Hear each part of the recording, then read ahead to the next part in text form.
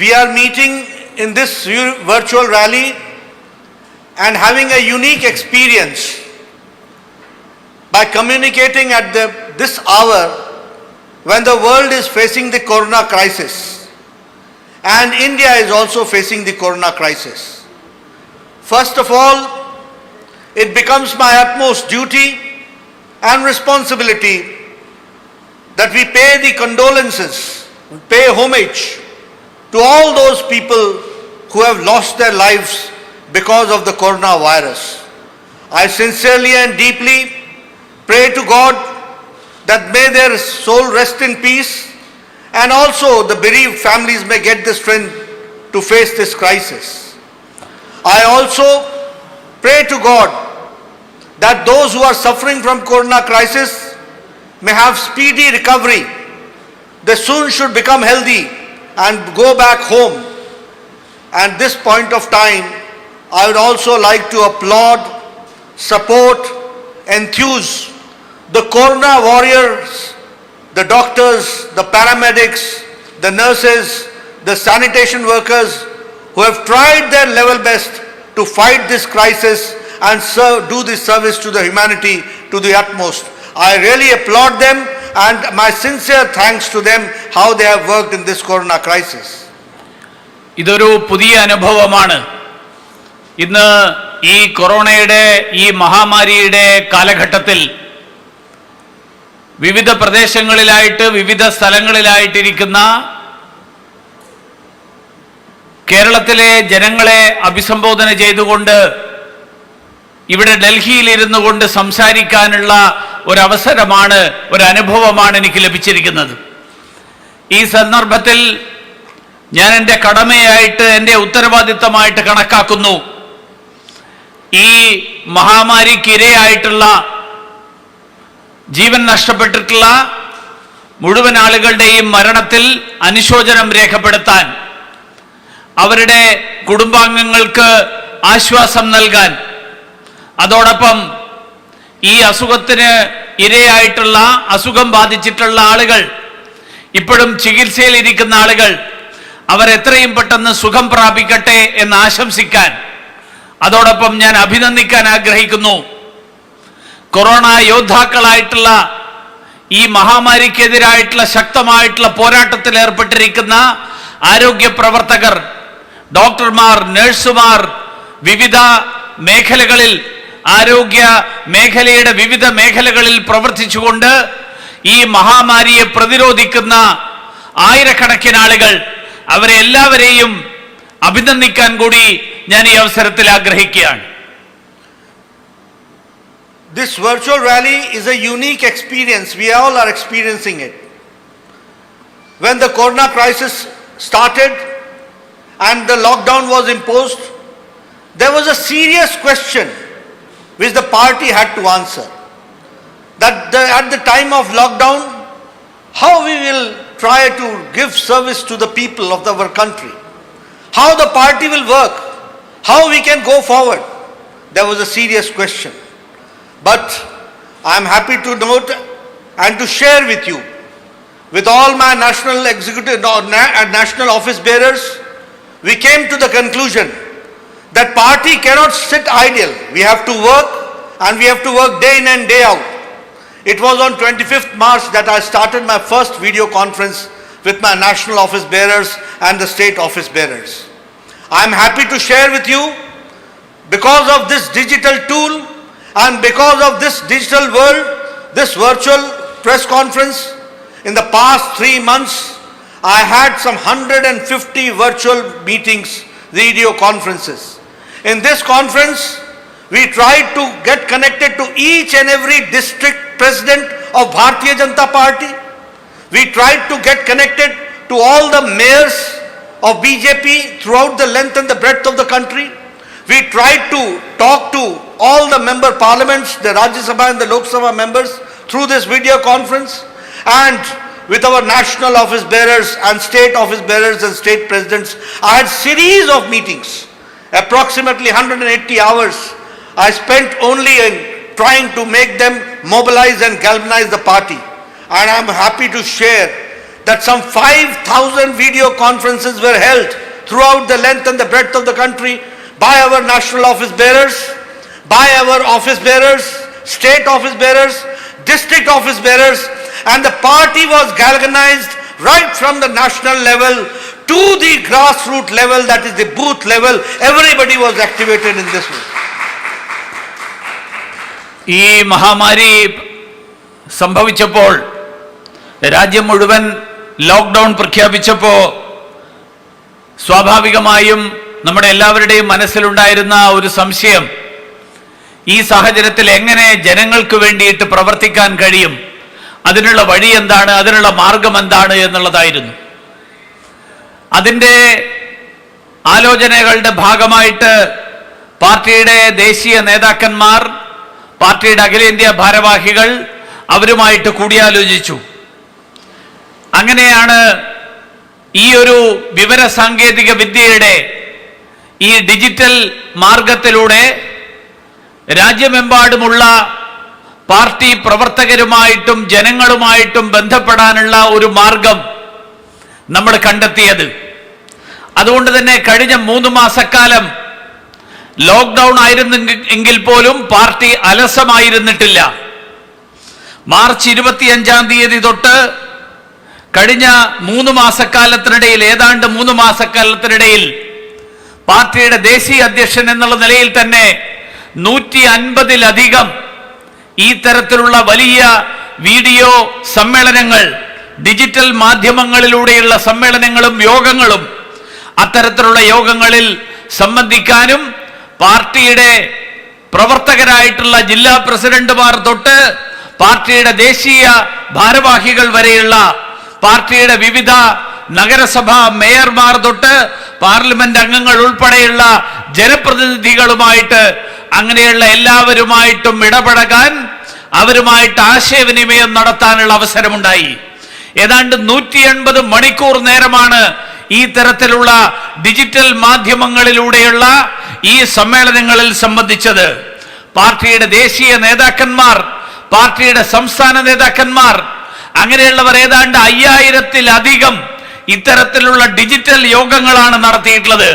Booth തലം തൊട്ട് പാർട്ടിയുടെ ദേശീയ തലം വരെയുള്ള നേതാക്കന്മാർ, പ്രവർത്തകർ, അവരെ എല്ലാവരും തന്നെ ജനങ്ങൾക്ക് വേണ്ടിയിട്ടുള്ള പ്രവർത്തനങ്ങളിൽ സജ്ജരാകാൻ, അതിനു വേണ്ടിയിട്ട് അവരെ തയ്യാറെടുപ്പിക്കാൻ, അതിനു വേണ്ടിയിട്ടുള്ള പ്രവർത്തനങ്ങളാണ് ഈ ലോക്ക്ഡൗൺ കാലയളവിലും ഭാരതീയ ജനതാ പാർട്ടി രാജ്യവ്യാപകമായിട്ട് സംഘടിപ്പിച്ചിട്ടുള്ളത്.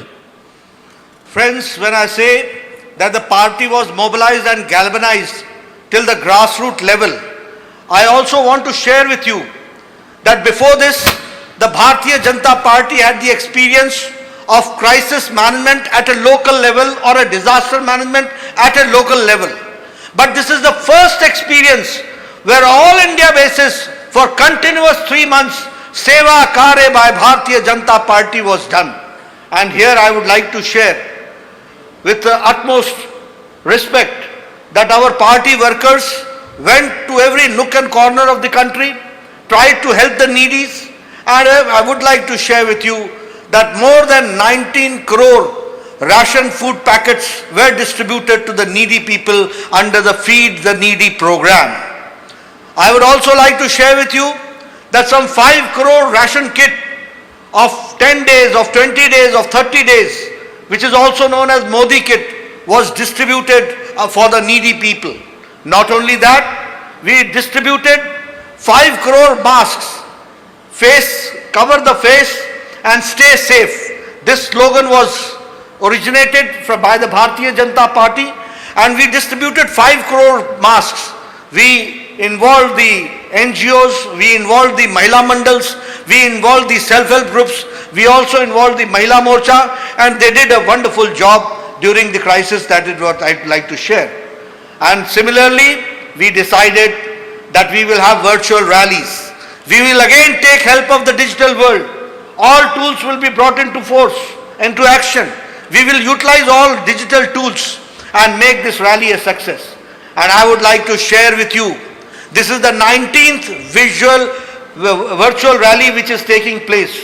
And I would like to share with you that it started on 7th of June when our Home Minister had a discussion and communicated to the people of Bihar, then Orissa, then West Bengal.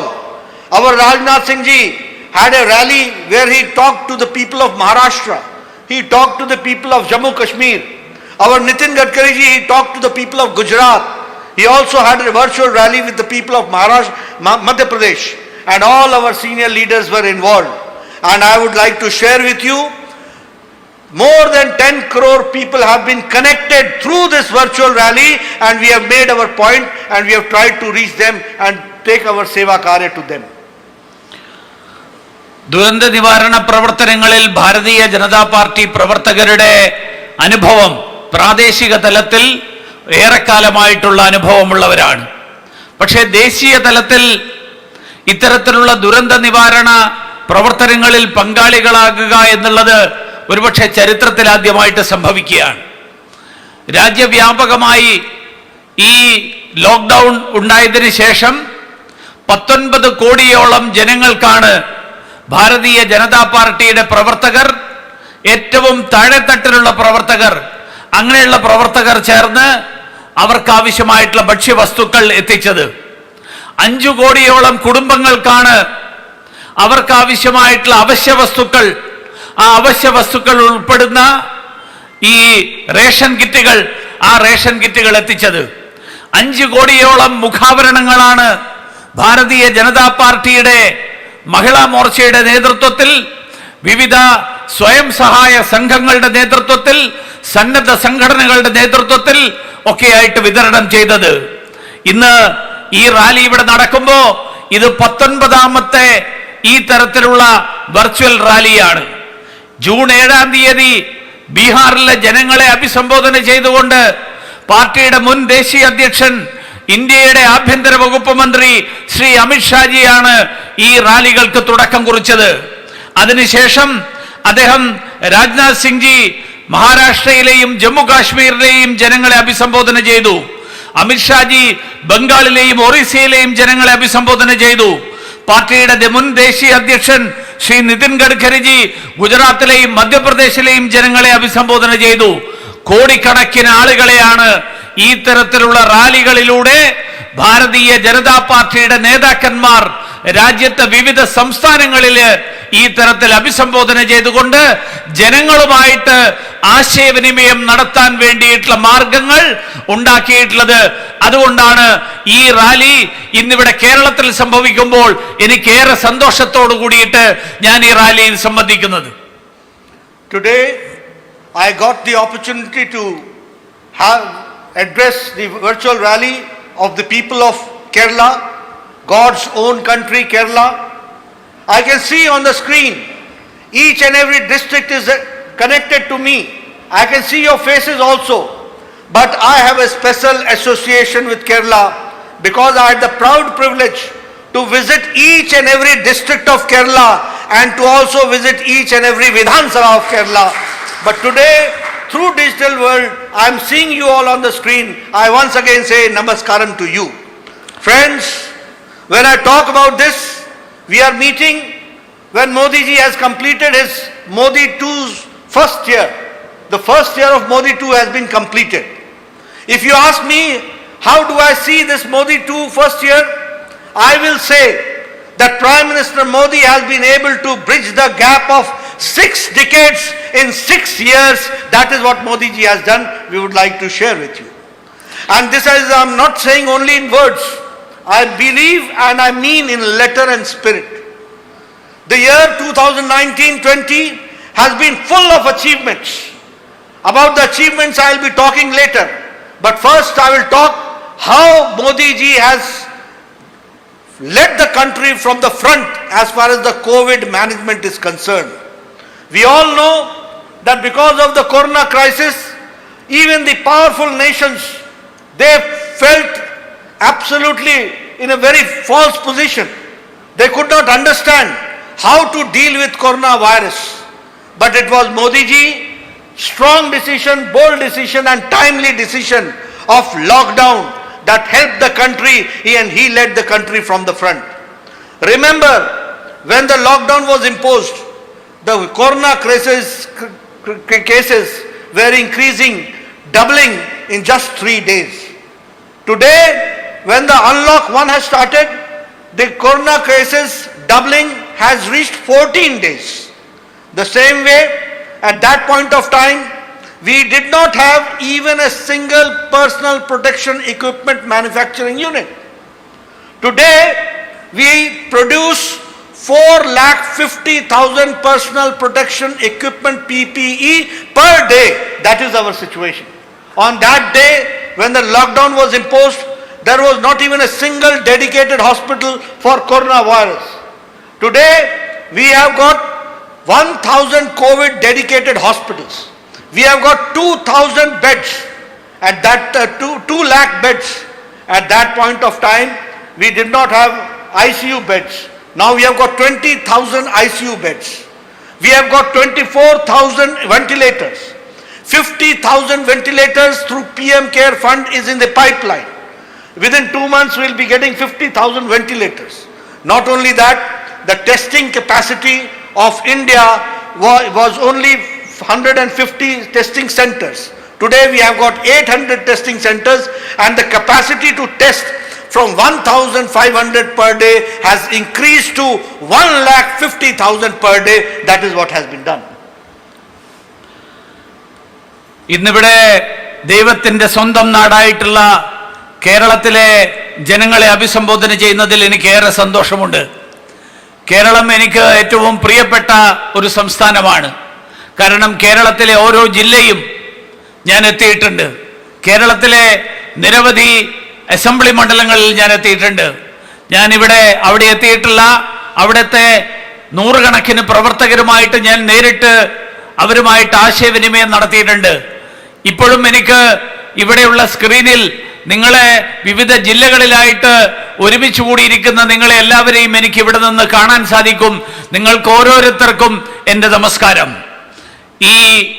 ഇന്ന് കഴിഞ്ഞ 6 വർഷക്കാലത്തെ നരേന്ദ്രമോദിജിയുടെ നേതൃത്വത്തിലുള്ള സർക്കാർ, ആ സർക്കാരിൻ്റെ പ്രവർത്തനങ്ങളുടെ ഈ 1-ാം വാർഷികം, 2-ാം മോദി സർക്കാരിൻ്റെ 1-ാം വാർഷികം, ഈ 1-ാം വാർഷികം ആഘോഷിക്കുന്ന ഈ വേളയിൽ ഈ കഴിഞ്ഞ 6 വർഷക്കാലത്തെ നരേന്ദ്രമോദി സർക്കാരിനെ എങ്ങനെ വിലയിരുത്തുന്നു എന്നാരെങ്കിലും ചോദിച്ചാൽ ഞാൻ പറയാൻ ആഗ്രഹിക്കുന്ന ഉത്തരം, 6 ദശകങ്ങളുടെ പോരായ്മയെ 6 വർഷം കൊണ്ട് നികത്താൻ സാധിച്ചു എന്നുള്ളതാണ് നരേന്ദ്രമോദിജിയുടെ ഏറ്റവും വലിയ നേട്ടം എന്നാണ് ഞാൻ സൂചിപ്പിക്കാൻ ആഗ്രഹിക്കുന്നത്.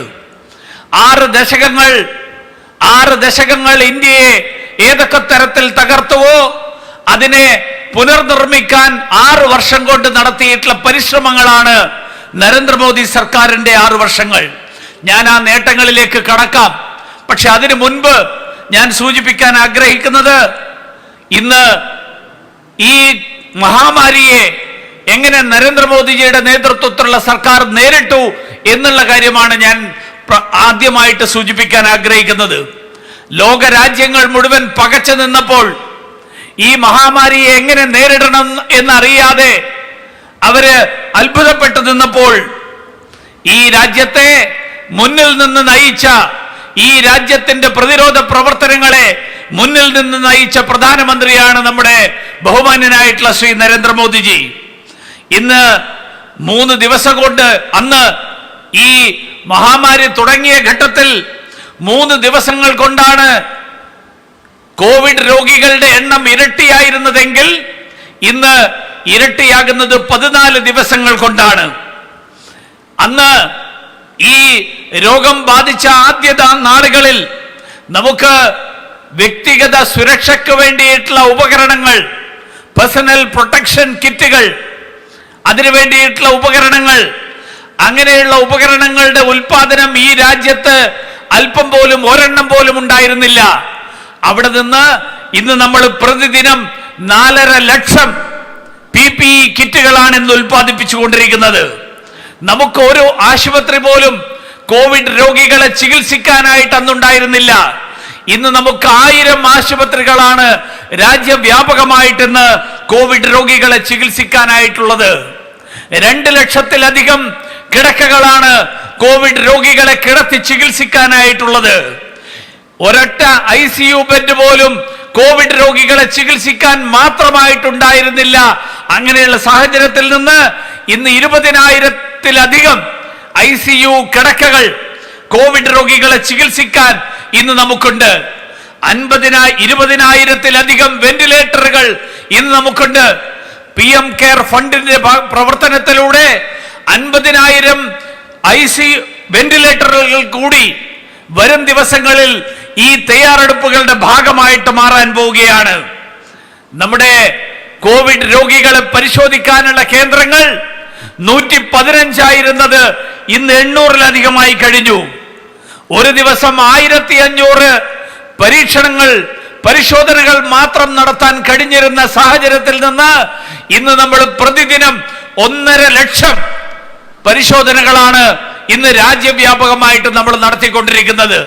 ഇതാണ് നരേന്ദ്രമോദിജിയുടെ നേതൃത്വത്തിലുള്ള സർക്കാർ ഇന്ന് രാജ്യവ്യാപകമായിട്ട് ഈ മഹാമാരിയെ പ്രതിരോധിക്കാൻ, COVID-19 പ്രതിരോധിക്കാനായിട്ട് നടത്തിയിട്ടുള്ള പ്രതിരോധ പ്രവർത്തനങ്ങൾ, ആ പ്രതിരോധ പ്രവർത്തനങ്ങൾ എത്രമാത്രം ഫലപ്രദമായിരുന്നു എന്നുള്ളത് മാത്രം സൂചിപ്പിക്കാനാണ് ഞാൻ ഈ കണക്കുകൾ നിങ്ങളുടെ മുന്നിൽ ഉദ്ധരിച്ചത്. While fighting the corona crisis from the front, the Prime Minister strengthened the logistic support to fight the corona crisis. But at the same time, he took the country along with him. He developed the federal structure, cooperative federalism. He encouraged the cooperative federalism. He had a talk with all chief ministers, not once, not twice, but 5 times. He heard every chief minister and he tried to involve every chief minister in the fight against corona. Today it is the 6th meeting which is going on. Honorable Prime Minister is talking, we will talk today and tomorrow with all chief ministers and union territory heads of administration to see to it that how jointly we can fight this corona crisis. So he gave the best example of cooperative federalism. In the federal structure, he involved everybody in this whole process. That I would like to suggest here, and that I would like to highlight here about taking everybody together. Not only he took the institutions along with him, the chief ministers may have their own agenda, the chief ministers may have their own problems, the chief ministers may have their own political agenda, but keeping all that in mind, Modi ji had the vision and acumen that he could take along all the chief ministers together to fight this corona crisis. Not only he took the states in cooperation, but also the people of India were taken in cooperation to fight the corona crisis. During the crisis, 130 crore people stood by Modi ji. And the best example is the Janta curfew. When he asked for Janta curfew, when he gave a call, not even a single police was involved, but the whole country observed Janta curfew in letter and spirit. When he said that we have to support the corona warriors, and so Thali Bajao, clapping and Thali Bajao, clapping and Thali Bajao, every family came out in support of the corona warriors and they stood by with Prime Minister Modi.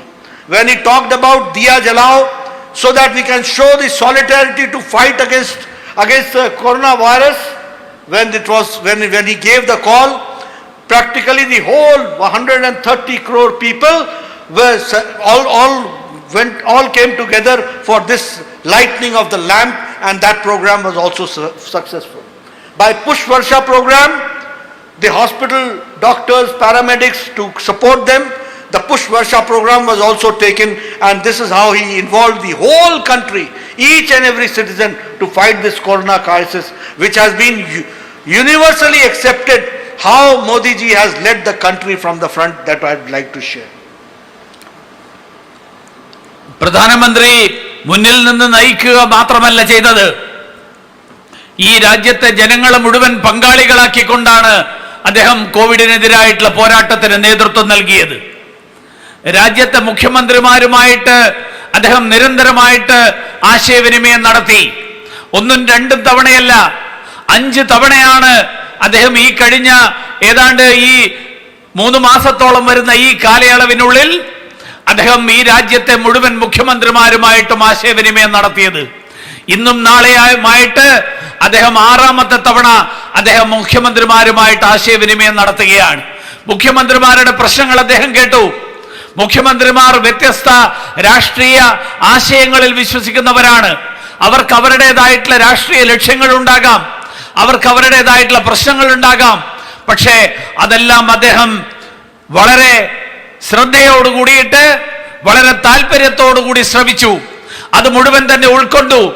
അവരെ എല്ലാവരെയും ഒരുമിച്ച് നിർത്തിക്കൊണ്ട്, ഈ രാജ്യത്തെ ജനങ്ങളെ മുഴുവൻ തന്നെ ഒരുമിച്ച് നിർത്തിക്കൊണ്ടാണ് 130 കോടി ജനങ്ങളെ ഒരുമിച്ച് അണിനിരത്തിക്കൊണ്ടാണ് പ്രധാനമന്ത്രി ശ്രീ നരേന്ദ്രമോദിജി കോവിഡിനെതിരായിട്ടുള്ള ഈ പോരാട്ടത്തിൽ ആ പോരാട്ടത്തിന് നേതൃത്വം നൽകിയത്. നമ്മളത് നിരവധി ഉദാഹരണങ്ങളിലൂടെ നമ്മൾ കണ്ടു. അദ്ദേഹം രാജ്യത്തെ ജനങ്ങളോട് ജനതാ കർഫ്യൂവിന് ആഹ്വാനം ചെയ്തപ്പോൾ പോലീസുകാരന്റെ ലാത്തി ഉപയോഗിക്കാതെ ഈ രാജ്യത്തെ 130 കോടി ജനങ്ങൾ ആ ജനതാ കർഫ്യൂവിൽ പങ്കാളികളായി. ഈ രാജ്യത്തെ ആരോഗ്യ പ്രവർത്തകർക്ക് അഭിനന്ദനങ്ങൾ നൽകാനായിട്ട് മണിനാദം മുഴക്കാൻ അദ്ദേഹം ആഹ്വാനം ചെയ്തപ്പോൾ രാജ്യവ്യാപകമായിട്ട് ജനങ്ങൾ അതിൽ പങ്കാളികളായി. ദീപം തെളിയിച്ചുകൊണ്ട് ഇതിൽ ഐക്യദാർഢ്യം പ്രഖ്യാപിക്കാൻ ആവശ്യപ്പെട്ടപ്പോൾ ജനങ്ങൾ അതിൽ തയ്യാറായി. പുഷ്പവൃഷ്ടി നടത്തിക്കൊണ്ട് ഈ രാജ്യത്ത് കോവിഡിനെതിരായിട്ടുള്ള പോരാട്ടത്തിൽ പങ്കാളികളായിട്ടുള്ള ആളുകൾക്ക് അവർക്ക് മുഴുവൻ തന്നെ ആശംസകൾ നേരാൻ, അതിൽ പങ്കാളികളാകാൻ ആവശ്യപ്പെട്ടപ്പോ ഈ രാജ്യത്തെ ജനങ്ങൾ മുഴുവൻ അതിൽ പങ്കാളികളായി. രാജ്യത്തെ ജനങ്ങളെ മുഴുവൻ ഒരുമിച്ച് അണിനിരത്തിക്കൊണ്ട്, അവരെ എല്ലാം തന്നെ ഒറ്റക്കെട്ടായിട്ട് അണിനിരത്തിക്കൊണ്ട് കോവിഡിനെതിരായിട്ടുള്ള പോരാട്ടത്തിന് മുന്നിൽ നിന്ന് നേതൃത്വം നൽകിയ ഒരു പ്രധാനമന്ത്രിയാണ് നമ്മുടെ ബഹുമാന്യനായിട്ടുള്ള പ്രധാനമന്ത്രി Shri Narendra Modi ji. Prime Minister Modi not only took care of the health sector, but he also took care about the economy, how we can fight out and how can the marginalized section of the society can be kept, and for them what best we can do. It was on 26th March that Prime Minister came out with a package which is known as Garib Kalyan package. 1,70,000 crores were distributed. We all remember that 80 crore people were provided with 3 months of ration, 5 kg of rice or wheat, 1 kg of pulses. That was distributed to 80 crore people of the country. Not only that, it was 8 crore families were given the support of 3 cylinders for 3 months. That is 8 crore people, 8 crore families got the free LPG cylinders. The same way, through Jan Dhan accounts, it was debited 500 rupees each month, and 1,500 rupees was given to 20 crore women who were connected to the Jan Dhan Khata, Jan Dhan accounts. PM Kisan Samman Nidhi, some 2,000 rupees was transferred to the accounts of 8 crore 74 lakh farmers for their support during the corona crisis. Not only that, it was the Atmanirbhar Bharat package of 20 lakh crore. When I talk about Atmanirbhar Bharat, it was to convert the crisis into a success, an opportunity. Aapada se avsar ki or jana hai. That was the slogan which Prime Minister Modi gave. And for that, the mantra was vocal for local. The mantra was that we have to support the MSME sector.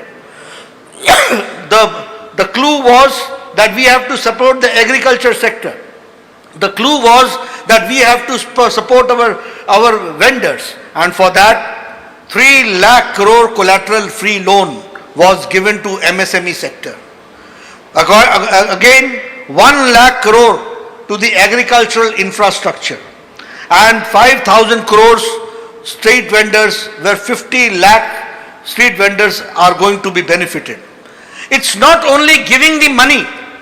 The Atmanirbhar package is a package with full of reforms, and these reforms are to convert crisis into an opportunity, to remove all bottlenecks. Many reforms have been suggested. APMC reform is there, marketing reforms are there. How we have to give the loans, that has also been reformed. The definition of MSME has also been redefined. All those aspects have been taken care. But it's not only a package, it's a package where all details have been worked out so that the roadmap is unfolded. One after another the steps will take place, and in the next 2-3 years India will become self-reliant, India will become Atmanirbhar, and local, vocal for local mantra is going to be substantiated. ആരോഗ്യ മേഖലയെ മാത്രമല്ല നമ്മുടെ പ്രധാനമന്ത്രി സംരക്ഷിച്ചു നിർത്തിയത്, ആരോഗ്യ മേഖലയോടൊപ്പം സാമ്പത്തിക മേഖലയെ, ആ സാമ്പത്തിക മേഖലയെ സംരക്ഷിക്കാൻ, ആ സാമ്പത്തിക മേഖലയിലൂടെ പുരോഗതി കൈവരിക്കാൻ വേണ്ടിയിട്ടുള്ള ശ്രമങ്ങൾക്കും അദ്ദേഹം, അതിനു വേണ്ടിയിട്ടുള്ള ശ്രമങ്ങളും അദ്ദേഹം നടത്തി. മാർച്ച് മാസത്തിൽ ഈ ലോക്ക്ഡൌൺ പ്രഖ്യാപിച്ചതിന്റെ തുടർന്ന് 1,70,000 കോടി രൂപയുടെ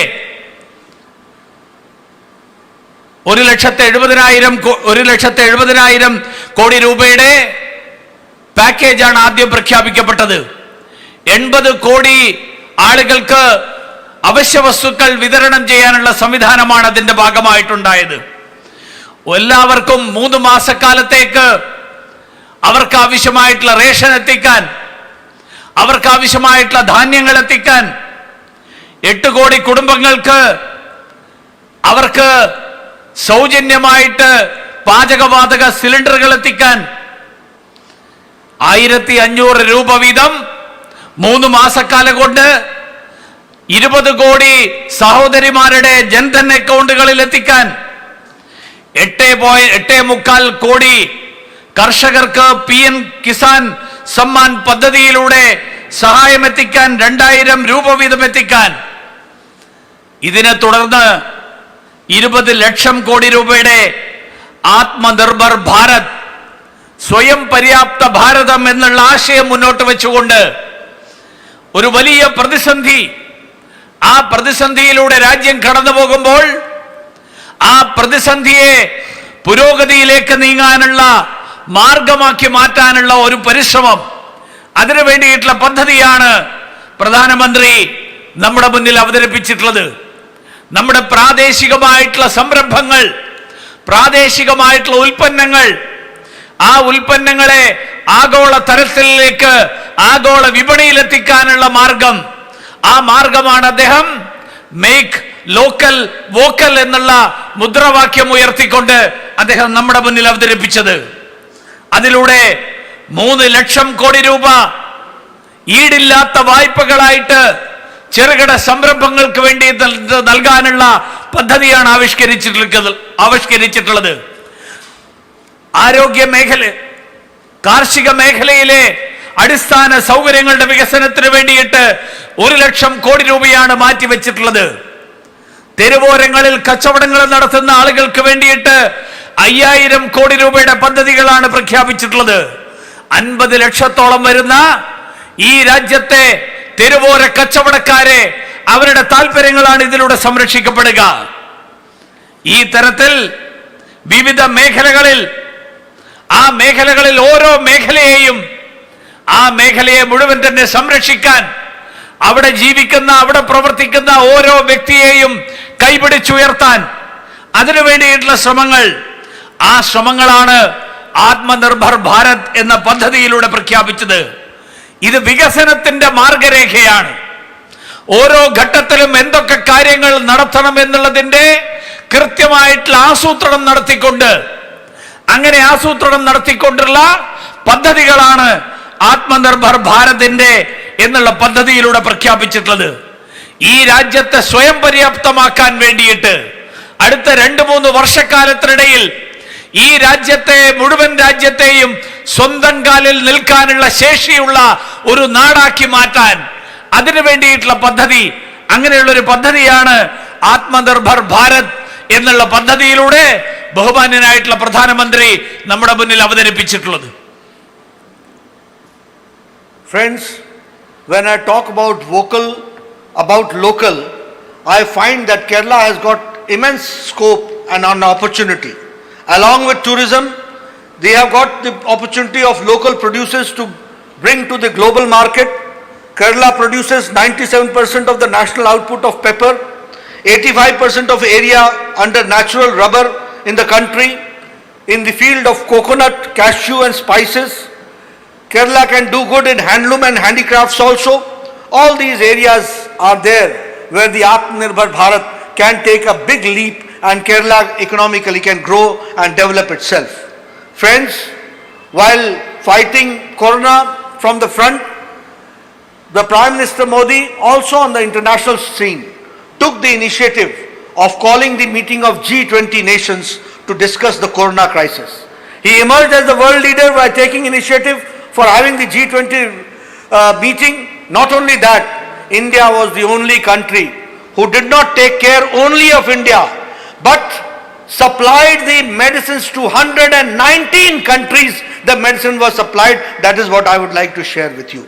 Friends, as far as the Vande Bharat mission is concerned, I would like to congratulate Honorable Prime Minister, the External Affairs Minister and my colleague Muralidharan ji.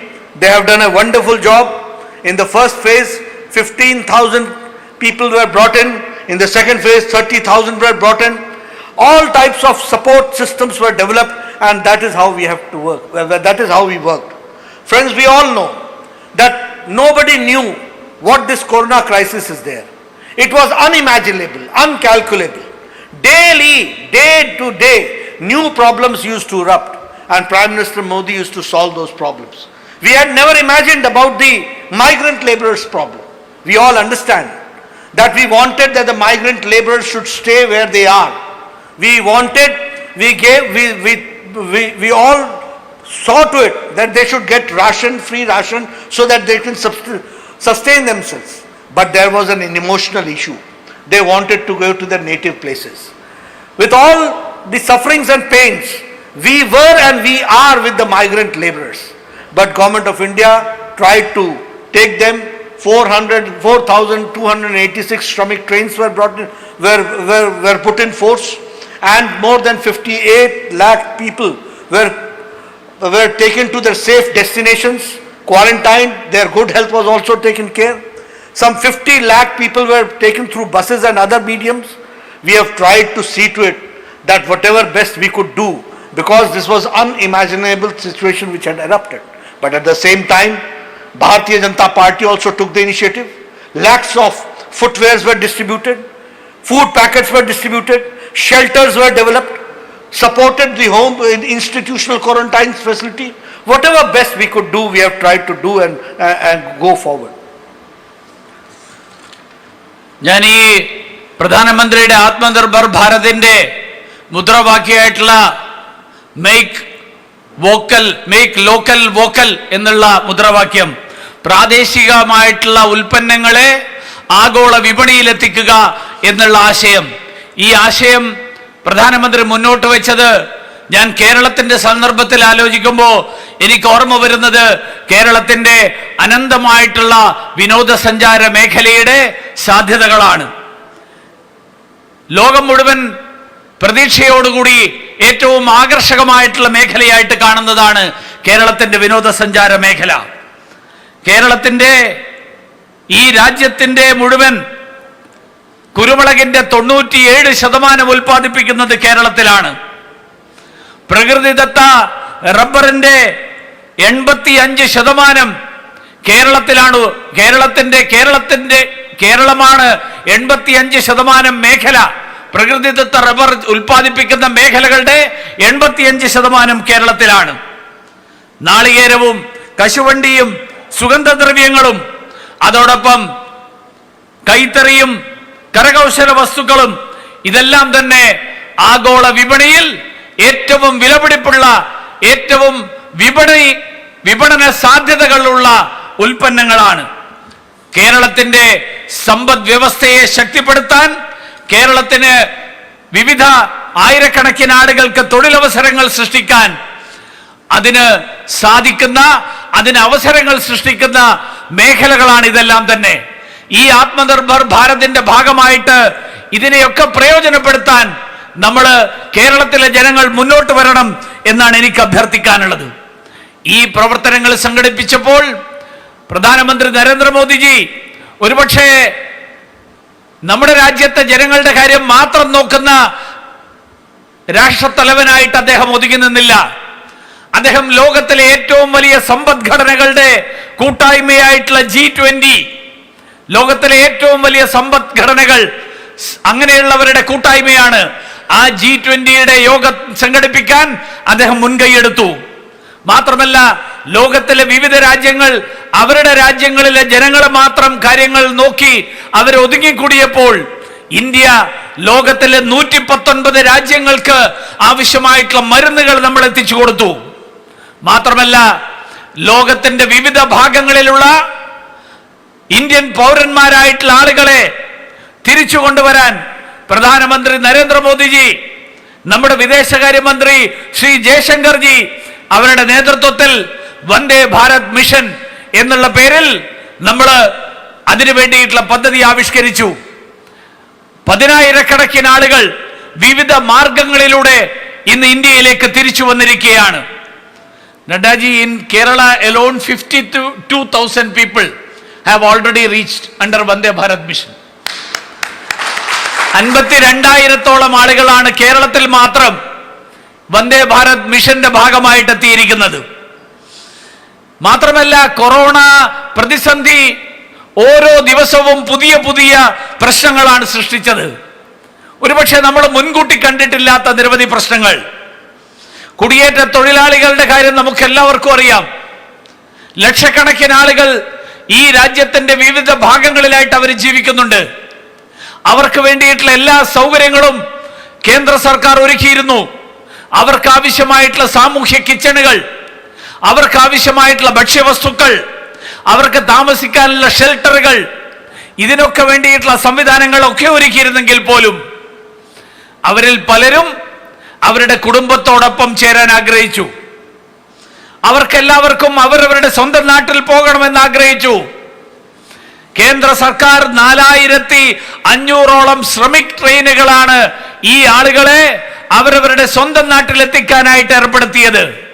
58 ലക്ഷം ആളുകളെയാണ് ശ്രമിക് ട്രെയിനുകളിലൂടെ, തീവണ്ടികളിലൂടെ ഈ കുടിയേറ്റ തൊഴിലാളികളെ അവരവരുടെ സ്വന്തം വീട്ടിലേക്ക് എത്തിച്ചത്. അതിനു പുറമെ 50 ലക്ഷത്തിലധികം ആളുകൾ ആ ആളുകളെ ബസ് മാർഗവും എത്തിച്ചു. അങ്ങനെയുള്ള ലക്ഷക്കണക്കിന് ആളുകളെ ഈ രാജ്യത്തിന്റെ വിവിധ ഭാഗങ്ങളിൽ, വിവിധ സംസ്ഥാനങ്ങളിൽ ജോലി ചെയ്യുന്ന തൊഴിലാളികൾ, ആ തൊഴിലാളികളെ അവരവരുടെ സ്വന്തം നാട്ടിലെത്തിക്കാനുള്ള പ്രവർത്തനം ഉൾപ്പെടെയുള്ള നിരവധി പ്രശ്നങ്ങൾ ഈ കൊറോണയുടെ പ്രതിസന്ധി കാലഘട്ടത്തിൽ ഓരോ ദിവസവും ഉയർന്നു വരുന്ന പ്രശ്നങ്ങൾ, ആ പ്രശ്നങ്ങൾക്ക് പരിഹാരം കണ്ടെത്തുക കൂടിയായിരുന്നു പ്രധാനമന്ത്രി ശ്രീ നരേന്ദ്രമോദിജി. അതുകൊണ്ട് ഞാൻ ഈ അവസരത്തിൽ നിങ്ങൾക്ക് എല്ലാവർക്കും വേണ്ടിയിട്ട് ഈ കോവിഡിനെ ഏറ്റവും ഫലപ്രദമായിട്ട് ചെറുത്ത നമ്മുടെ പ്രിയങ്കരനായിട്ടുള്ള നേതാവ് പ്രധാനമന്ത്രി ശ്രീ നരേന്ദ്രമോദിജിയെ നിങ്ങൾക്ക് എല്ലാവർക്കും വേണ്ടിയിട്ടുള്ള നന്ദിയും അദ്ദേഹത്തോടുള്ള കടപ്പാടും അഭിനന്ദനവും കൂടി അറിയിക്കാൻ ഞാൻ ഈ അവസരത്തിൽ ആഗ്രഹിക്കുകയാണ്. Friends, when we were fighting the coronavirus and the country was being led by Prime Minister Modi, I am sorry to say that the behavior of opposition party has been utmost irresponsible. I am pained to say that. For long we have been an opposition party. Muralidharan and we, for the past 30-40 years, our life mostly has gone fighting in an opposition party. But we were always very responsible as far as our responsibility towards the nation is concerned. We always considered nation first, party next, self last. But for Congress party, party first, nation last. We work, party is an instrument to work for the nation, but their interest is only to serve the interest of the party. Here I am saying because in 1962 war, in 1965 war, in 1971 war, every time Bharatiya Janata Party stood by the then government because nation was first. But I am sorry to say, when Kargil war we were fighting and we were fighting for the Tiger Hill, I remember that Sonia Gandhi ji had asked for a Rajya Sabha session here. And Prime Minister, the then Prime Minister Atal Bihari Vajpayee had called the all-party meeting, and the Congress party did not participate in it. This is their culture. During the time of crisis, they always create political issues. Here also what happened? When the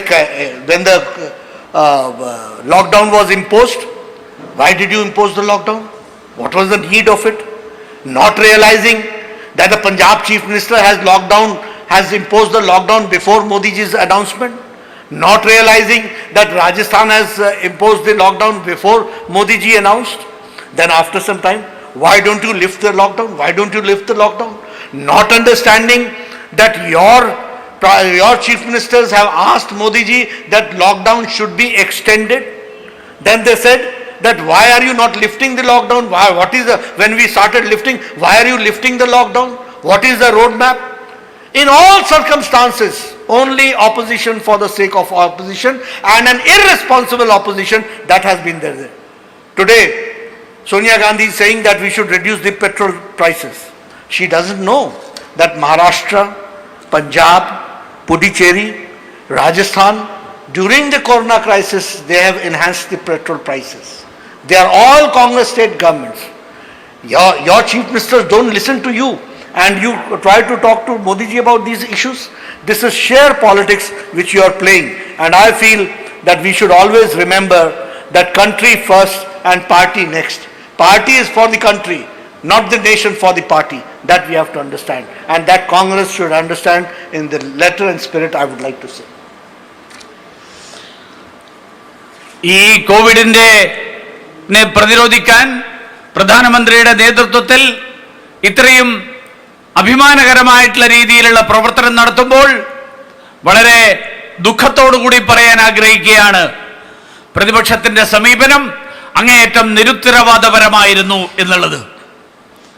നമ്മളെല്ലാവരും ഇവിടെ ഇരിക്കുന്ന മുഴുവൻ ആളുകളും നമ്മുടെ ജീവിതത്തിന്റെ സിംഹഭാഗം നമ്മളെല്ലാവരും പ്രതിപക്ഷത്തിരുന്ന ആളുകളാണ്.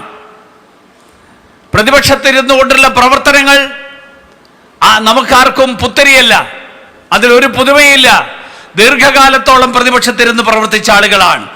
പക്ഷേ ഭാരതീയ ജനതാ പാർട്ടിയെ സംബന്ധിച്ചിടത്തോളം ഞങ്ങള് പാർട്ടിയാണ് ഏറ്റവും പരമപ്രധാനം, പാർട്ടിയുടെ രാഷ്ട്രീയ താല്പര്യങ്ങളാണ് അതിനാണ് ഏറ്റവും മുൻതൂക്കം നൽകേണ്ടത് എന്ന് ഞങ്ങൾ ഒരിക്കലും കണക്കാക്കിയിട്ടില്ല. ഞങ്ങൾ നാടിന്റെ താല്പര്യങ്ങൾ കഴിഞ്ഞു മാത്രമേ പാർട്ടിയുടെ താല്പര്യങ്ങൾ പരിഗണിച്ചിട്ടുള്ളൂ. പക്ഷേ കോൺഗ്രസിനെ സംബന്ധിച്ചിടത്തോളം അതിൽ നിന്ന് വ്യത്യസ്തമായിട്ടുള്ള ഒരു സാഹചര്യമാണ്. ഞങ്ങൾ പ്രതിപക്ഷത്തിരുന്നപ്പോഴാണ് 1962 1971 ഒക്കെയുള്ള യുദ്ധങ്ങൾ നടന്നത്. ആ കാലത്ത് ഞങ്ങൾ പ്രതിപക്ഷമായിരുന്നെങ്കിലും ഞങ്ങൾ സർക്കാരിന് പരിപൂർണമായിട്ടുള്ള പിന്തുണ നൽകിയ പ്രതിപക്ഷമാണ്. ഞങ്ങൾ ഒരിക്കലും ആ കാലത്ത് സർക്കാരിനെ പ്രതിരോധത്തിലാക്കാൻ വേണ്ടിയിട്ട് ഒരിക്കലും ശ്രമിച്ചിട്ടില്ല.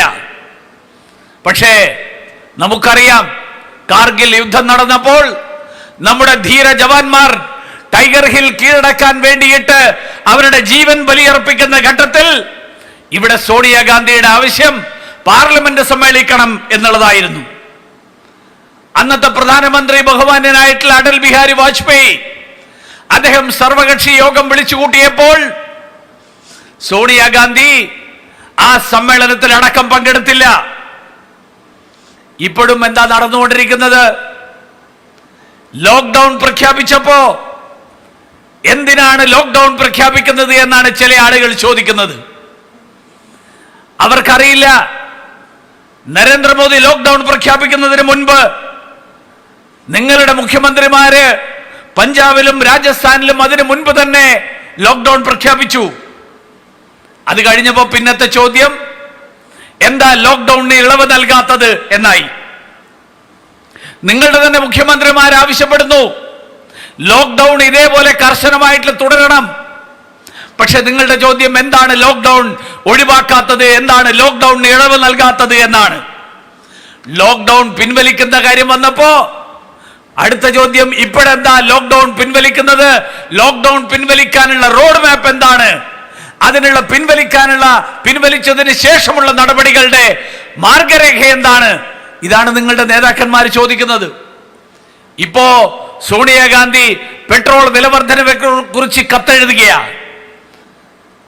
കോൺഗ്രസിന്റെ മുഖ്യമന്ത്രിമാര് മഹാരാഷ്ട്രയിലും പഞ്ചാബിലും പോണ്ടിച്ചേരിയിലും ഈ കൊറോണ കാലയളവിൽ തന്നെ പെട്രോളിന്റെയും ഡീസലിന്റെയും വില കൂട്ടിയിരിക്കുകയല്ലേ? നിങ്ങളുടെ മുഖ്യമന്ത്രിമാര് നിങ്ങളുടെ പാർട്ടിയുടെ നയം, ആ നയം എന്താണെന്നുള്ളത് പോലും അംഗീകരിക്കാത്തവരാണെങ്കിൽ നിങ്ങൾ അവരോടല്ലേ ഈ കാര്യം ചോദിക്കേണ്ടത്? നിങ്ങൾ പ്രധാനമന്ത്രിയോട് ചോദ്യം ചോദിക്കുന്നതിന് പകരം നിങ്ങളുടെ മുഖ്യമന്ത്രിമാരോടാണ് ഈ ചോദ്യങ്ങൾ ചോദിക്കേണ്ടത്. ഞങ്ങളെ സംബന്ധിച്ചിടത്തോളം ജനങ്ങളുടെ താല്പര്യങ്ങൾ, ആ ജനങ്ങളുടെ താല്പര്യങ്ങൾക്കൊപ്പം നിൽക്കുക എന്നുള്ളതാണ് ഭാരതീയ ജനതാ പാർട്ടിയുടെ നിലപാട്. എക്കാലത്തും ഞങ്ങൾ ഭരണത്തിലിരുന്നാലും ഞങ്ങൾ പ്രതിപക്ഷത്തിരുന്നാലും. കാരണം ഞങ്ങളെ സംബന്ധിച്ചിടത്തോളം ജനങ്ങളാണ് പ്രധാനം, നാടാണ് പ്രധാനം. പാർട്ടി എന്നുള്ളത്, പാർട്ടിയുടെ രാഷ്ട്രീയ താല്പര്യങ്ങൾ എന്നുള്ളത് അതിനുശേഷം മാത്രമേ ഞങ്ങൾ എക്കാലത്തും പരിഗണിച്ചിട്ടുള്ളൂ. ഈ സമീപനമാണ് ഭാരതീയ ജനതാ പാർട്ടിക്കുണ്ടായിരുന്നത്. തീർത്തും ഘടകവിരുദ്ധമായിട്ടുള്ള സമീപനം, തീർത്തും നിരുത്തരവാദപരമായിട്ടുള്ള സമീപനം. ആ സമീപനമാണിപ്പോ ഈ രാജ്യത്തെ മുഖ്യപ്രതിപക്ഷം എന്ന് അവകാശപ്പെടുന്ന കോൺഗ്രസിന്റെ ഭാഗത്തു നിന്നുണ്ടാകുന്നത് എന്ന് ദുഃഖത്തോടുകൂടി ഞാൻ സൂചിപ്പിക്കാൻ ആഗ്രഹിക്കുകയാണ്. Friends, when I talk about the dealing of the corona crisis, I also say that the year 2019-20 has been full of achievements. When I say full of achievements, certainly when I say that Modi ji has been able to bridge the gap between 6 decades, in 6 years, I say it in letter and spirit. How?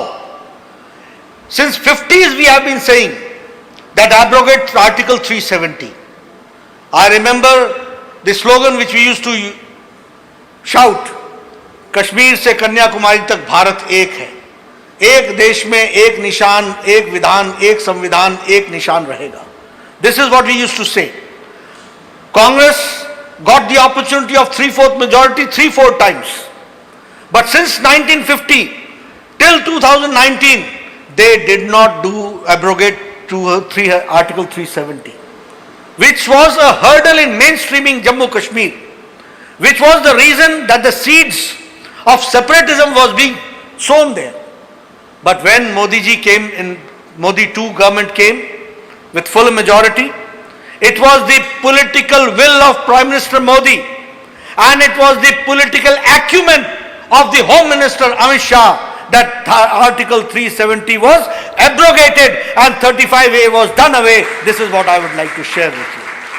Friends, when I talk about Article 370, it is not only the mainstreaming of Jammu Kashmir, it is not only an emotional issue for all of us, that throughout the length and the breadth of the country everybody was happy. I would like to share that people in Jammu Kashmir were also the same way, on the same page. I have been in charge of Jammu Kashmir for a long time. Do we all know that the tribals of Jammu Kashmir, who are Gujars and Bakarwals, they are Muslims. They did not have any political reservation. Not even a single seat of Lok Sabha is tribal, although the whole of Ladakh was tribal. Not even a single seat in Vidhan Sabha was tribal reserved seat. But now, there in Jammu Kashmir, delimitation did not take place. But now delimitation will take place. There will be tribal seats, and for the first time, a tribal Muslim, Gujar and Bakarwal will go to the Jammu Kashmir Vidhan Sabha. That is what I would like to share with you. For a long time, Ladakh was ignored. Now becoming the UT, the straight development is taking place through Delhi. That is what I would like to share with you. Justice was not given to women. If a woman used to get married to anybody outside Jammu Kashmir, she was devoid of the right to property in Jammu Kashmir and Srinagar. But now when Article 370 has been removed, she can marry anyone in any part of the country and she will have the right to property there in Srinagar. This justice has been brought to them. The same way, the children, POCSO, prevention of children of sexual offences, this was not implemented in Jammu Kashmir. You can understand the plight of children there. Violence against women, that act was not implemented. Anti-corruption act was not implemented. Keep on doing corruption, nobody is going to ask you. Now anti-corruption act is implemented there. Inquiry has started, J&K bank inquiry is going on. Now those who are responsible for corruption will be behind bars. That is the situation going to come. Our Dalit Bhai, who had gone from Punjab to Jammu Kashmir for sanitation purposes, they were only asked to do the service of Safai Karmchari. They were not given the certificate of domicile so that their son could become an engineer or doctor or paramedic or get the reservation. But now Article 370 has been revoked, and now a Safai Karmchari son or daughter can become a doctor, an engineer, a judge. He can become in Jammu Kashmir. We have to understand. The people from West Pakistan who went, Indra Kumar Gujral came here. He was from West Pakistan. He became the Prime Minister. Manmohan Singh became the Prime Minister. He came from West Pakistan. Our Lal Krishna Advani ji came from West Pakistan. He became the Deputy Prime Minister. But those who came from West Pakistan and settled as refugee in Jammu Kashmir did not have the right even to fight for councillor seat. Did not have the right to vote for MLA seat in Jammu Kashmir. 106 laws were not implemented in Jammu Kashmir. But today, when 35 away has been done away, Article 370 has been abrogated. Now all these rights and privileges with mainstreaming will be done, and all 106 enacted laws of Indian Parliament will also be implemented on the soil of Jammu Kashmir. This is what we have to understand. കോവിഡിനെതിരായിട്ടുള്ള പ്രതിരോധം മാത്രമല്ല, നരേന്ദ്രമോദിജിയുടെ സർക്കാരിന്റെ നേതൃത്വത്തിൽ കഴിഞ്ഞ 2019-2020 രണ്ടാം നരേന്ദ്രമോദി സർക്കാരിന്റെ ആദ്യ വർഷം, ഈ ആദ്യ വർഷം നേട്ടങ്ങളുടെ വർഷമായിരുന്നു. ഞാൻ ആദ്യം സൂചിപ്പിച്ചതുപോലെ 6 ദശകങ്ങളുടെ വിടവ് നികർത്തിയ 6 വർഷങ്ങളായിരുന്നു കഴിഞ്ഞ 6 വർഷങ്ങൾ എന്നാണ് അതിനെക്കുറിച്ച് ചുരുക്കത്തിൽ പറയാൻ സാധിക്കുന്നത്. കഴിഞ്ഞ ഒരു വർഷക്കാലം അതിൽ ഏറ്റവും സുപ്രധാനമായിട്ടുള്ള വർഷമാണ്. 370-ാം വകുപ്പ് നീക്കം ചെയ്യുക എന്നുള്ളത് ഈ രാജ്യത്തെ ജനങ്ങൾ ദശാബ്ദങ്ങളായിട്ട് ആവശ്യപ്പെട്ടുകൊണ്ടിരിക്കുന്ന കാര്യമാണ്. കോൺഗ്രസിന് നിരവധി തവണ 4-3 ഭൂരിപക്ഷം ലഭിച്ചു. പക്ഷേ കോൺഗ്രസ് ഒരിക്കലും അതിന് മുതിർന്നില്ല. വിഭജനത്തിന്റെ വിത്തുപാകുന്ന ഈ സാഹചര്യം ജമ്മു കാശ്മീരിൽ സൃഷ്ടിക്കപ്പെട്ടത് കോൺഗ്രസിന്റെ ഈ സമീപനത്തിന്റെ ഫലമായിട്ടാണ്. നരേന്ദ്രമോദിജി ഭരണത്തിലെത്തിയപ്പോൾ, വീണ്ടും ഒരിക്കൽ കൂടി ഭരണത്തിലെത്തിയപ്പോൾ പ്രധാനമന്ത്രിയുടെ രാഷ്ട്രീയ ഇച്ഛാശക്തി, അതോടൊപ്പം നമ്മുടെ ആഭ്യന്തരമന്ത്രി അമിത്ഷാജിയുടെ നയചാതുര്യം, അതാണ് ഈ 370-ാം വകുപ്പ് നീക്കം ചെയ്യുന്നതിന് അടിസ്ഥാനപരമായിട്ടുള്ള കാരണമായത്. രാജ്യം മുഴുവനുള്ള ജനങ്ങൾ അതിൽ സന്തോഷിച്ചു.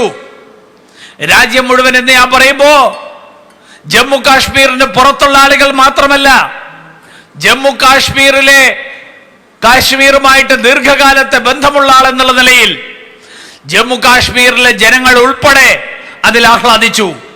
കാരണമുണ്ട്, നിരവധി കാരണങ്ങളുണ്ട്. മുസ്ലിം സമുദായത്തിലെ ആദിവാസി വിഭാഗത്തിൽപ്പെടുന്ന, ഗിരിവർഗ വിഭാഗത്തിൽപ്പെടുന്ന ആളുകളാണ് ഗുജർ, ബക്കർവാൾ എന്നൊക്കെ പറയുന്ന സമുദായങ്ങൾ. അവർക്ക് പക്ഷേ സംവരണത്തിന്റെ, പട്ടികവർഗ സംവരണത്തിന്റെ ആനുകൂല്യം ഇന്ന് വരെ അവർക്ക് ലഭിച്ചിരുന്നില്ല.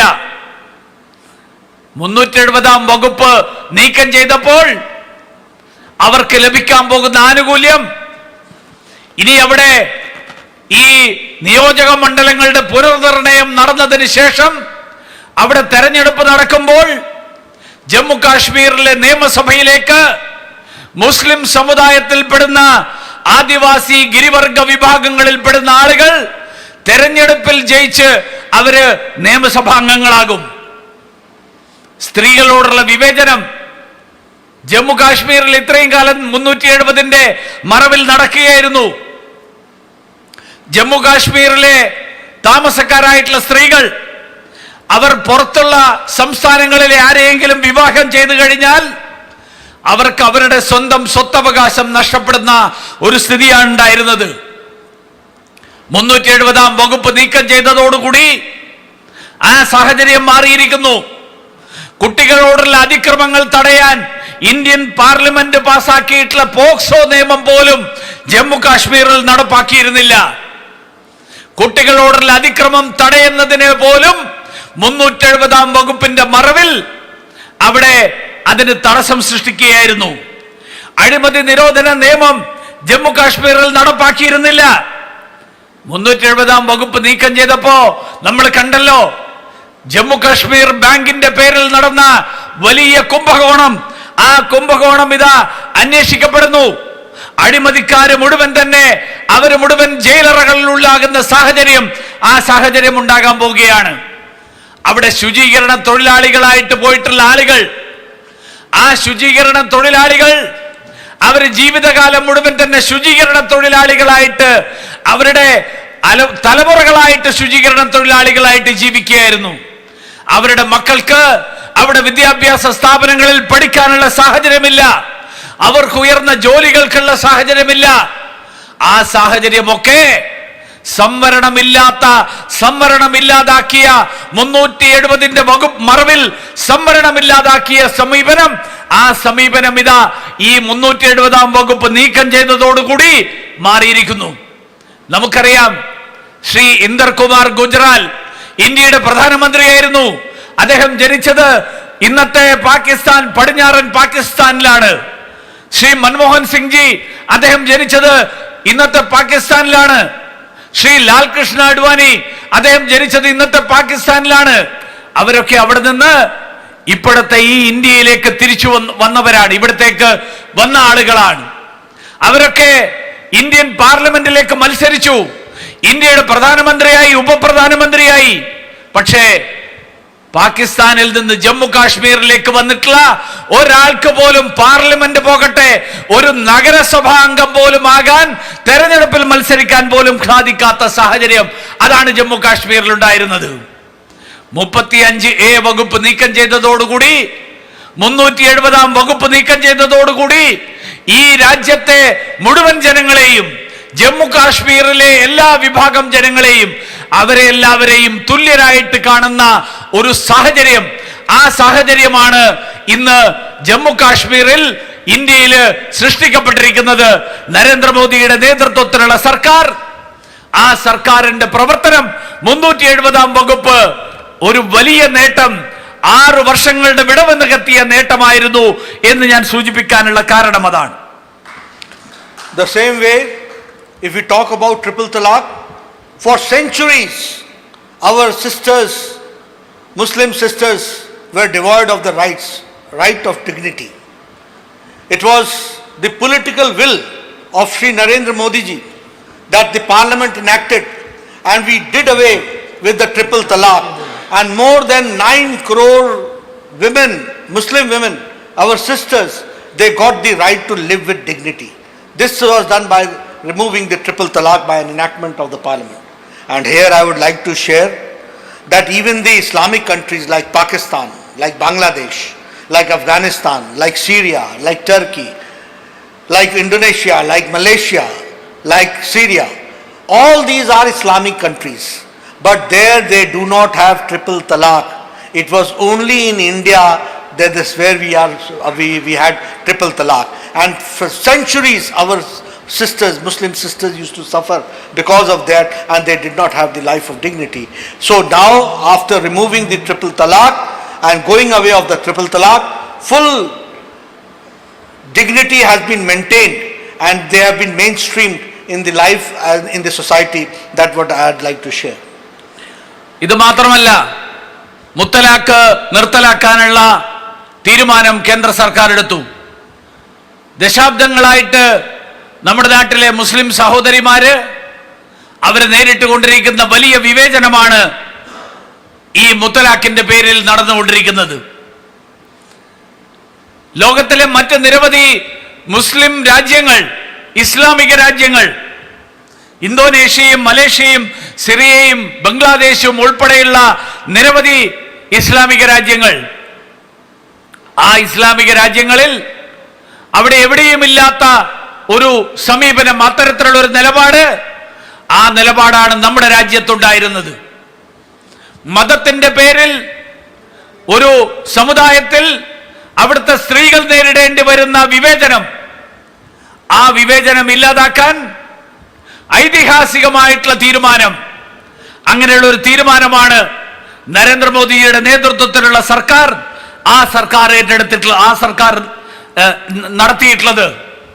ഈ രാജ്യത്തെ വലിയ ഒരു ജനവിഭാഗം, ആ ജനവിഭാഗത്തിന്റെ ദീർഘകാലത്തെ ആവശ്യം, ആ ആവശ്യമാണ് നരേന്ദ്രമോദിയുടെ നേതൃത്വത്തിലുള്ള സർക്കാർ മുത്തലാഖ് നിർത്താനുള്ള തീരുമാനമെടുത്തതിലൂടെ നടപ്പിലാക്കിയിട്ടുള്ളത്. The same way as we had committed that we will do away with the CAA and we will bring the Citizens Amendment Act. We all know that it was Citizens Amendment Bill. We had promised in our manifesto that those who are religiously persecuted in Pakistan, in Bangladesh and in Afghanistan, they will be given their citizenship right here in India. For the past 20-30 years they were suffering. And this is not which is I am saying. I will quote Mahatma Gandhi. In 1948, Mahatma Gandhi said that those who have been religiously persecuted should be brought back to India, and Indian government should take care of their employment and they should be settled here. That was said in 1948. In 1950, Jawaharlal Nehru said that those who are religiously persecuted in Pakistan and East Pakistan and West Pakistan, because Bangladesh was not there at that point of time, then they should be brought here, and we should see to it that we should, from the disaster management fund, we should give them relief, and we should mainstream them here in India. That was Jawaharlal Nehru who said. Manmohan Singh in December 2003, when Deputy Prime Minister and Home Minister L.K. Advani was there, he spoke in Rajya Sabha, and he said in Rajya Sabha December 2003 that those who are religiously persecuted in Afghanistan, Bangladesh and Pakistan, and they are here in India, we should give them citizens right. And our commitment, Prime Minister Modi's commitment, was absolute, and the political will was there. We implemented and we saw to it that CAA is enacted, Citizen Amendment Act is enacted, and those people who are religiously persecuted there, they should get a life of dignity here, and they should be made the citizen of this country. I would like to share here, when in 1951, the Hindus were 23% in Pakistan, now only 3% are left. In Bangladesh, there were 23% of Hindus in Bangladesh, now only 7% is left. Where have they gone? In Afghanistan, there were 50,000 Sikh families. Now only 3,006 families are left. Where have they gone? They have come to India. They are staying here. I have met people, the Sikhs, who are staying here in Delhi for last 20 years. They did not have the right to get admission in school. They did not have the right to get admission in medical college. What type of education, what type of life they were leading? Now Modi ji has enacted CAA. They are citizens of this country, and they have got every right to be here and to flourish and to develop themselves. That is what I would like to share.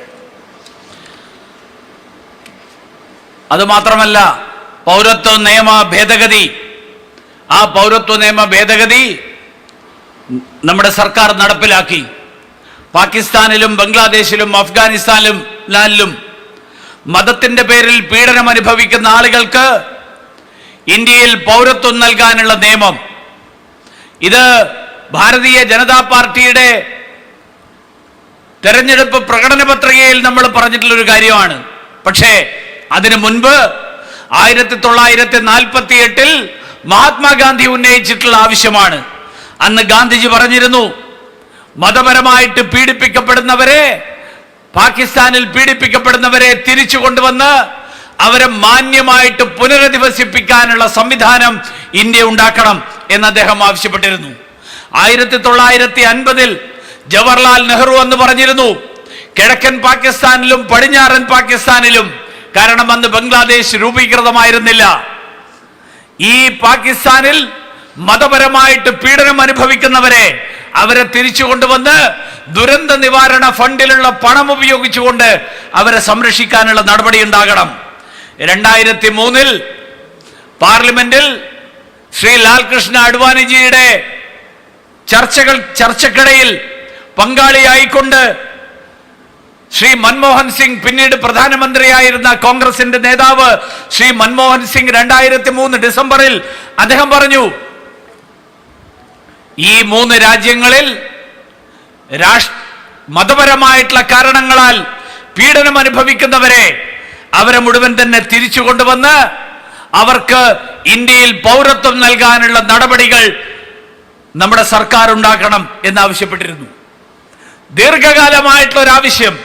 ആ ആവശ്യമാണ് പ്രധാനമന്ത്രി നരേന്ദ്രമോദിജിയുടെ രാഷ്ട്രീയമായിട്ടുള്ള ഇച്ഛാശക്തിയുടെ ഫലമായിട്ട് ഈ പൗരത്വ നിയമ ഭേദഗതി, ആ ഭേദഗതി പാർലമെന്റിൽ അംഗീകരിച്ചുകൊണ്ട് നടപ്പിലാക്കിയിട്ടുള്ളത്.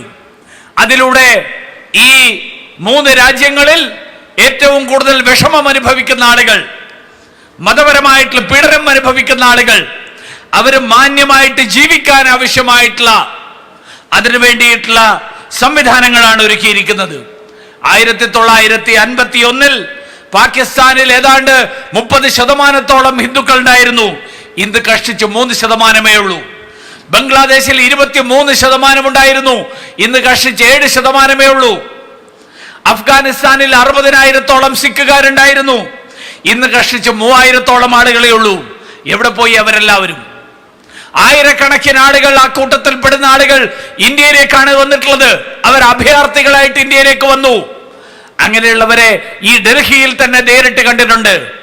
അവർക്കാർക്കും ഇവിടെ മാന്യമായിട്ട് ഇന്ത്യൻ പൗരന്മാർ എന്നുള്ള നിലയിൽ ജീവിക്കാനുള്ള സാഹചര്യമില്ല.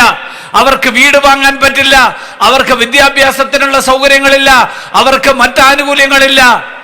ഇതൊന്നുമില്ലാതെ അവര് 2ാം കിട പൗരന്മാരായിട്ട് ജീവിക്കുന്ന ഒരു സാഹചര്യം, ആ സാഹചര്യമാണ് ഇന്ന് ഇത്രയും കാലം നമ്മുടെ നാട്ടിലുണ്ടായിരുന്നത്. ആ സാഹചര്യത്തിൽ മാറ്റം വരുത്തിക്കൊണ്ട് അവർക്ക് ഈ നാട്ടിലെ പൗരന്മാരെ പോലെ തന്നെ മാന്യമായിട്ട് ജീവിക്കാനുള്ള സാഹചര്യം ഒരുക്കി കൊടുക്കുക എന്നുള്ള ചരിത്രപരമായിട്ടുള്ള ഉത്തരവാദിത്തം, ആ ചരിത്രപരമായിട്ടുള്ള ഉത്തരവാദിത്തമാണ് നരേന്ദ്രമോദിയുടെ നേതൃത്വത്തിലുള്ള സർക്കാർ, ആ സർക്കാർ നടപ്പിലാക്കിയിരിക്കുന്നത്. Friends, the same way our demand of centuries together for the Ram Mandir and the Congress party always tried to develop the politics of delaying the tactics. Delaying tactics was there by the Congress party. But I am happy to share that Supreme Court had a day-to-day hearing and a unanimous judgment came that Ram temple will be constructed there. And the aspirations of Hindus, crores and crores of people who wanted with the faith that Ram temple should be constructed, we can say that Prime Minister Modi formed the trust and they handed over the land for Ram Mandir, and now we can say that a grand mandir, grand temple will be made of Ram there at Ayodhya. This I would like to share with you. The same way about the Kartarpur border corridor, our Sikhs had faith that Guru Nanak Sahib Dev, they wanted to pay respects. They wanted to go and visit Guru Nanak Sahib, Kartarpur Sahib, but they were not able to do so. But Prime Minister Modi ji intervened and saw to it that Kartarpur corridor is made, and now our Sikh brethren can go and pay their homage to Guru Nanak Sahib Dev in Kartarpur Sahib. The same way, regional comprehensive economic partnership. We knew that it is not in the interest of the country. 15 countries were on one side. India, the 16th country, was on one side. We knew that RCEP is not in favor of our migrant people, laborers. It is not in favor of the farmers. It is not in the favor of MSME section, and it is not in the favor of the common man. So Prime Minister Modi said that India has got its own concern, and that is why we will not enter into RCEP, which was initiated by Manmohan Singh ji in 2012. This bold decision was taken. NIA, National Investigative Agency Act. It was such thing. Anybody would do a terrorist activity here in India and fled away from India, and he could go and settle down in any part of the country, any other country, and no action could be taken because the NIA did not have the power. Modi ji made National Investigating Agency Act powerful, and he saw to it that now any terrorist who does an activity here, he may go to any country, investigation will take place, we will bring him back and put him behind the bars. This is what we are going to do.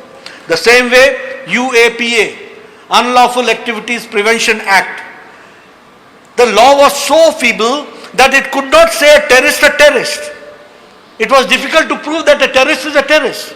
Now, according to this, anybody doing unlawful activity, anybody doing any terrorist activity, he will be named as terrorist, and activity will say, action will be taken. The same way, POCSO, Prevention of Children Against Sexual Offences. It has been decided, and now the law has been enacted, that any person who does sexual offense with any minor, there he will be a death penalty, he will be hanged. That is, the law has been made so stringent. Bodo agreement, again, for 50 years this agitation was going on.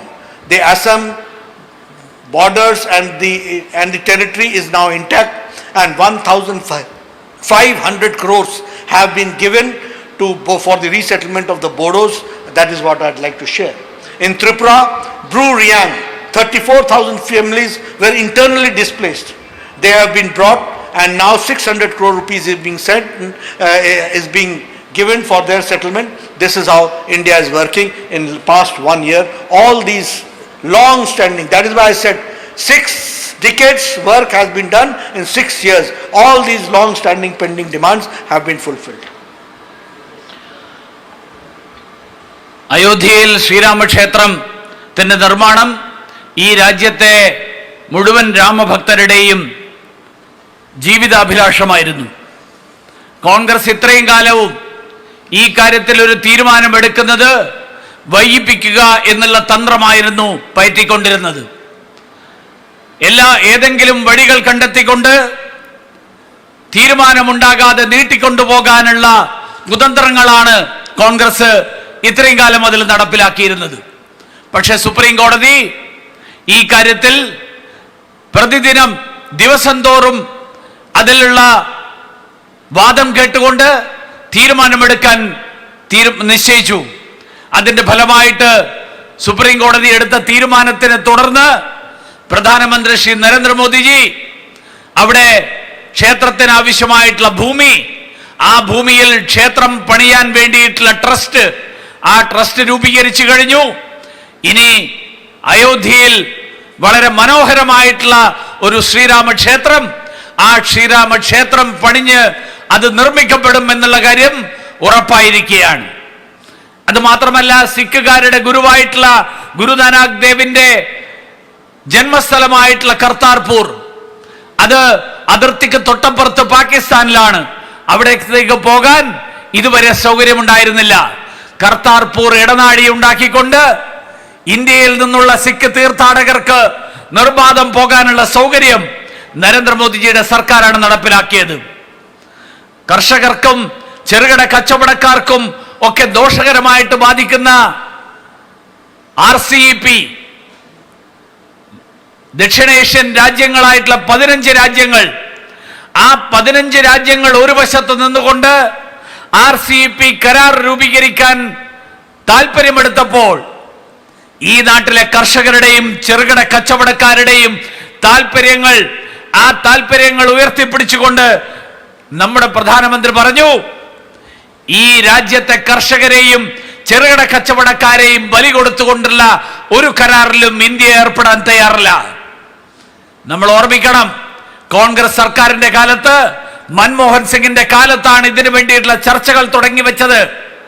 ഈ നാട്ടിലെ കർഷകരെ ബലി കൊടുക്കുന്ന, ചെറുകിട കച്ചവടക്കാരെ ബലി കൊടുക്കുന്ന സമീപനം, ആ സമീപനത്തിൽ നിന്ന് പിന്മാറിയത് 15 രാജ്യങ്ങളുടെയും എതിർപ്പിനെ, അതിനെ അവഗണിച്ചുകൊണ്ട് പിന്മാറിയത് നരേന്ദ്രമോദിജിയുടെ സർക്കാരിന്റെ തീരുമാനമായിരുന്നു.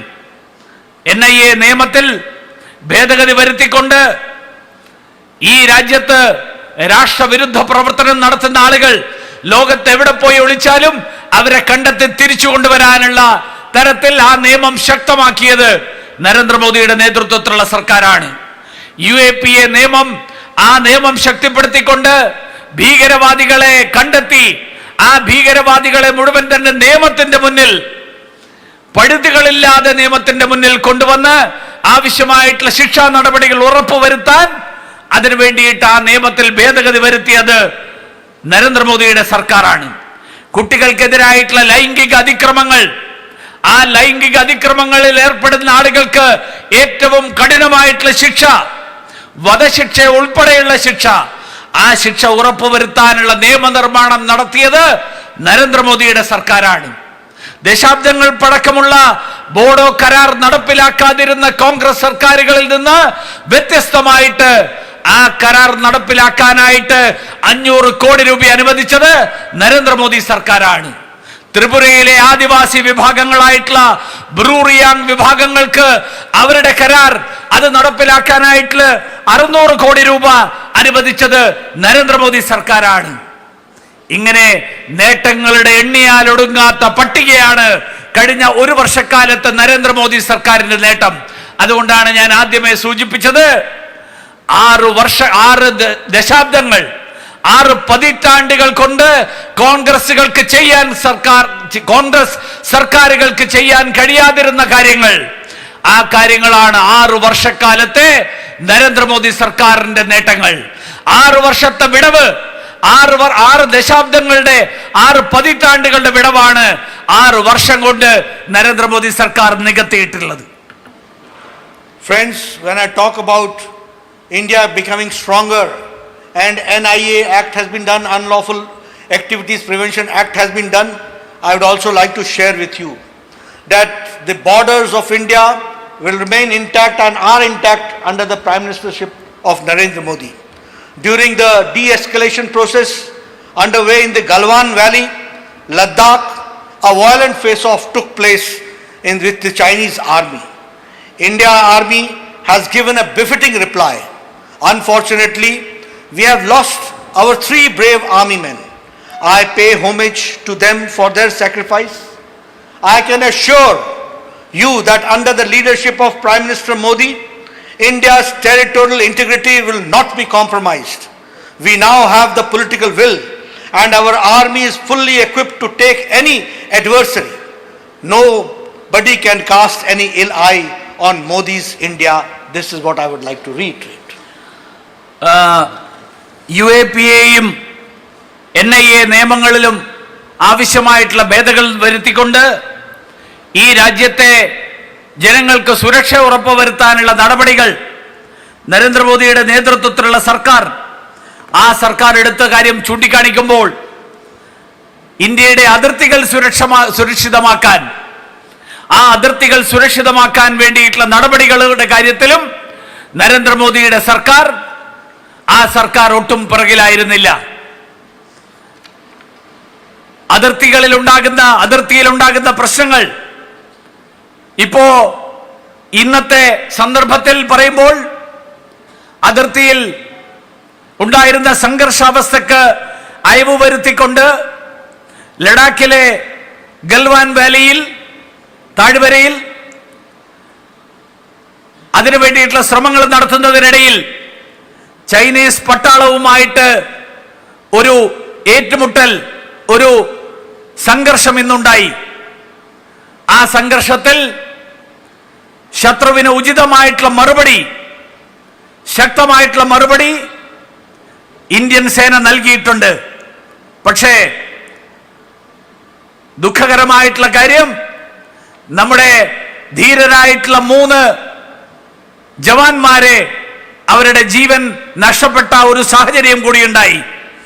അവരുടെ ബലിദാനത്തിന് മുന്നിൽ, അവരുടെ രക്തസാക്ഷിത്വത്തിന് മുന്നിൽ ഞാൻ എൻ്റെ ആദരാഞ്ജലികൾ അർപ്പിക്കുന്നു. ഒരു കാര്യം കൂടി ഞാൻ നിങ്ങൾക്ക് ഉറപ്പ് നൽകാൻ ആഗ്രഹിക്കുകയാണ്. പ്രധാനമന്ത്രി നരേന്ദ്രമോദിജിയുടെ നേതൃത്വത്തിൽ ഇന്ത്യയുടെ അതിർത്തികൾ ഒരു കാരണവശാലും, ആ അതിർത്തികൾ സംരക്ഷിക്കുന്ന കാര്യത്തിൽ ഒരു വിട്ടുവീഴ്ചക്കും ഇന്ത്യ തയ്യാറാകില്ല എന്ന് ഞാൻ നിങ്ങൾക്ക് ഉറപ്പ് നൽകാൻ കൂടി ഞാൻ ഈ അവസരത്തിൽ ആഗ്രഹിക്കുകയാണ്. ഇന്ത്യയുടെ എതിരാളികൾ, അങ്ങനെ ആ എതിരാളികൾക്കെതിരായിട്ട് ഏത് തരത്തിലുള്ള കാര്യങ്ങൾ സ്വീകരിക്കണമെങ്കിലും അതിനാവശ്യമായിട്ടുള്ള രാഷ്ട്രീയ ഇച്ഛാശക്തിയും അതിനുള്ള സൈനിക ശേഷിയും നമുക്കുണ്ട് എന്നുകൂടി ഞാൻ ഈ അവസരത്തിൽ നിങ്ങളെ അറിയിക്കാൻ ആഗ്രഹിക്കുകയാണ്. അതുകൊണ്ട് നരേന്ദ്രമോദിജിയുടെ നേതൃത്വത്തിലെ ഇന്ത്യയെ തൊട്ടുകളിക്കാൻ, ആ ഇന്ത്യയുടെ മുകളിൽ ഒരു തരത്തിലുള്ള ദുർവിചാരങ്ങളോടുകൂടിയും ആരും സമീപിക്കരുത് എന്നുകൂടി ഞാൻ നിങ്ങളെ ഓർമ്മിപ്പിക്കാൻ ഞാൻ ഈ അവസരത്തിൽ ആഗ്രഹിക്കുകയാണ്. Friends, when I talk about the integrity and borders, I also talk about the social welfare schemes which has been brought into force in the past 6 years. May it be Jan Dhan Yojana, where 38,089 crore people have joined and nearly 20 crore people have been benefited now during the time of Corona crisis. Ujjwala Yojana, where 8 crore gas cylinders and connections have been given. Ujala Yojana, where 36,025 lakh LED bulbs have been distributed and worth 18,000 crores of power savings have been done in each year. And the same way, the Swachh Bharat mission, where once upon a time in 2014 the ODF was 36%, 38%, now it is 100%, and in Kerala also 2,25,000 toilets have been constructed. As far as the Saubhagya Yojana is concerned, 2 crore 62 lakh households have been electrified, and in Kerala also all villages have been electrified. Ayushman Bharat, which is the largest healthcare scheme, I am proud to be associated with it because I was the health minister when Modi ji implemented this Ayushman Bharat. 550 crore people getting an annual health coverage of 5 lakh rupees. More than 1 crore people have benefited. More than 13,000 crore rupees have been spent. And in Kerala also, 8,20,000 people have been benefited and 589 crore rupees have been spent. The same way for Kerala, 3,048 crores have been given for flood relief in 2018, and in 2000 and also rupees 2,440 crores revenue deficit grant was given in the wake of pandemic under SDMRF. Rupees 156.7 has been dispersed. The same way, COVID package for central government Kerala till date 1,214 crore rupees have been distributed to 1.4 crore beneficiaries. PM Kisan Yojana, 443 crores directly credited to the bank accounts of 27,01,168 beneficiaries.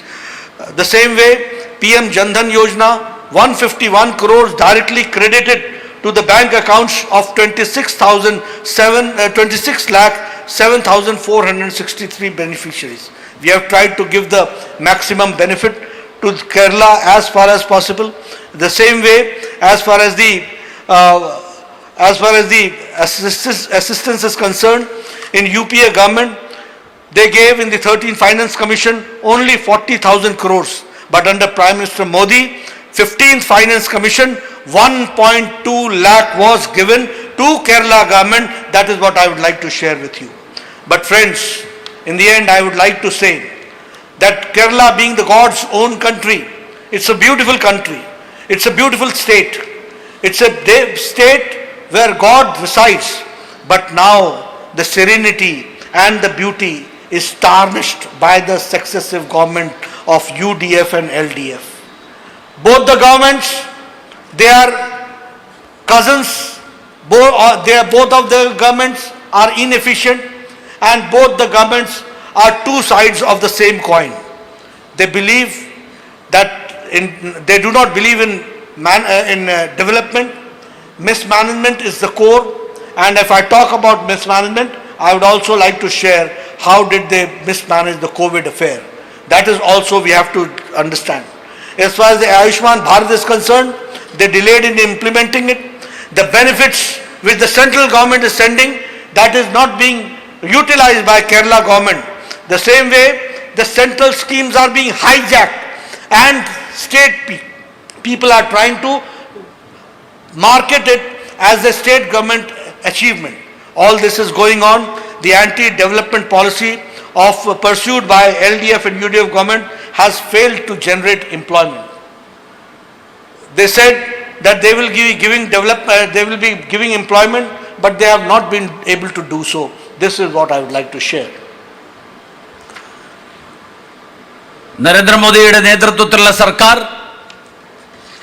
രാജ്യത്തിന്റെ അതിർത്തികൾ സുരക്ഷിതമാക്കിയിട്ട് നിർത്തുന്നതിൽ മാത്രമല്ല, ഈ രാജ്യത്തെ ജനങ്ങൾക്ക് സാമൂഹ്യ സുരക്ഷ ഉറപ്പുവരുത്തുന്നതിനാവശ്യമായിട്ടുള്ള നടപടികളും കഴിഞ്ഞ 6 വർഷക്കാലത്തിനിടയിൽ നടപ്പിലാക്കിക്കൊണ്ടിരിക്കുകയാണ്. അതിന്റെ ഭാഗമായിട്ടാണ് ജൻധൻ അക്കൗണ്ടുകൾ നരേന്ദ്രമോദിയുടെ നേതൃത്വത്തിലുള്ള സർക്കാർ നടപ്പിലാക്കിയത്. ആ ജൻധൻ അക്കൗണ്ടിൽ 38,89,00,000 അക്കൗണ്ടുകളാണ് ഈ ജൻധൻ അക്കൗണ്ടുകളായിട്ട് ആരംഭിച്ചത്. അതിൽ 20 കോടി ആളുകൾക്കാണ് ഇപ്പോ ഈ കോവിഡ് കാലയളവിൽ അവർക്ക് അതിന്റെ ആനുകൂല്യങ്ങൾ ലഭിച്ചത്. കേരളത്തിൽ മാത്രം 47 ലക്ഷം ജൻധൻ അക്കൗണ്ടുകളാണ് ആരംഭിച്ചത്. ഉജ്ജ്വല യോജനയുടെ ഭാഗമായിട്ട് രാജ്യത്തെ 8 കോടി കണക്ഷനുകളിലാണ് സൗജന്യ പാചകവാതക കണക്ഷൻ നൽകിയത്. 36,25,00,000 LED ബൾബുകളാണ് ഉജാല യോജനയുടെ ഭാഗമായിട്ട് ഈ രാജ്യത്ത് വിതരണം ചെയ്തത്. 1,54,00,000 കേരളത്തിൽ മാത്രം വിതരണം ചെയ്തു. ഈ രാജ്യത്ത് 12,834 കോടി രൂപയുടെ മിച്ചം വെക്കാൻ ഈ പദ്ധതിയിലൂടെ സാധിച്ചെങ്കിൽ കേരളത്തിൽ മാത്രം അതിലൂടെ 800 കോടി രൂപയുടെ മിച്ചമാണ് ഉണ്ടായത്. പൊതുസ്ഥലങ്ങളിൽ ആ വിസർജനം നടത്തുന്നതിന്റെ അതിൽ നിന്ന് ആ സാഹചര്യം 62% ആണ് നമ്മുടെ നാട്ടിൽ പൊതുസ്ഥലത്ത് വിസർജനം നടത്തുന്ന സാഹചര്യം. അതില്ലാതിരുന്ന, അതിന് കക്കൂസുകൾ ഉണ്ടായിരുന്നതെങ്കിൽ ഇന്ന് 100% ശുചിമുറികൾ ഇന്ന് നമ്മൾ നേടിയിരിക്കുന്നു. 2.25 ലക്ഷം ശുചിമുറികളാണ് കേരളത്തിൽ മാത്രം നിർമ്മിച്ചിട്ടുള്ളത്. സൗഭാഗ്യ യോജനയിൽ 2,62,00,000 വീടുകൾ വൈദ്യുതീകരിച്ചിരിക്കുന്നു. ആയുഷ്മാൻ ഭാരതിൽ 1 കോടിയിലധികം ആളുകൾ രാജ്യവ്യാപകമായിട്ട് അവർക്ക് പ്രയോജനമുണ്ടായി.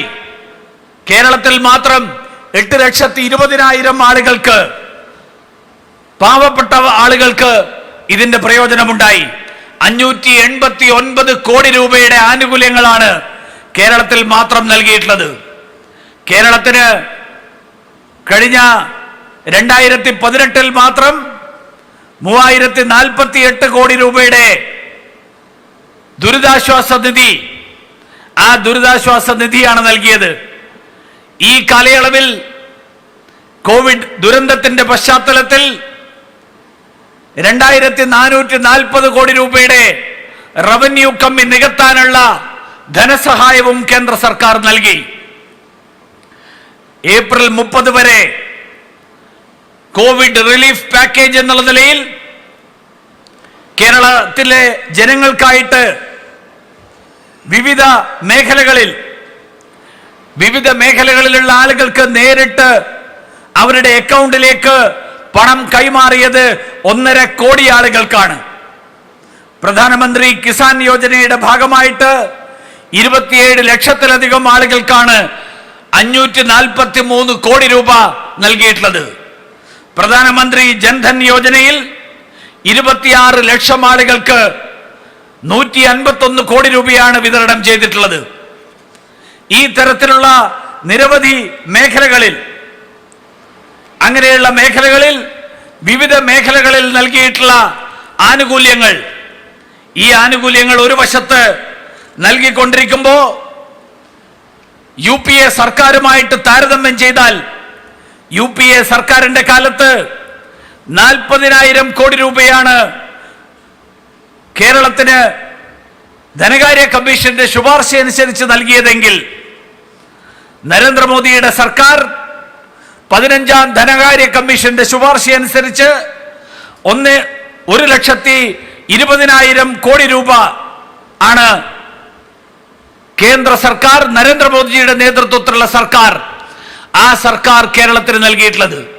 പക്ഷെ ഇതൊക്കെ ഒരു വശത്ത് നടക്കുമ്പോഴും കേരളത്തിൽ മാറി മാറി ഭരിച്ചുകൊണ്ടിരിക്കുന്ന UDF-ഉം LDF-ഉം ചേർന്ന് കേരളത്തെ അഴിമതിയുടെയും കാര്യക്ഷമതയില്ലായ്മയുടെയും ഒക്കെ കൂത്തരങ്ങാക്കിയിട്ട് കേരളത്തെ മാറ്റിയിരിക്കുകയാണ്. ഈ രണ്ട് കാര്യത്തിലും ഇവർ രണ്ടുപേരും ഒരേ നാണയത്തിന്റെ ഇരുപുറങ്ങളുമാണ്. ഇപ്പോഴും നടന്നുകൊണ്ടിരിക്കുന്നത് കേന്ദ്ര ആവിഷ്കൃത പദ്ധതികളെ, ആ പദ്ധതികളെ പേരുമാറ്റി അവതരിപ്പിച്ചുകൊണ്ട് സ്വന്തം നേട്ടമാണെന്ന് മേനി നടിക്കാൻ വേണ്ടിയിട്ടുള്ള ശ്രമങ്ങൾ, ആ ശ്രമങ്ങളാണ് കേരളത്തിലെ സർക്കാർ നടത്തിക്കൊണ്ടിരിക്കുന്നത്.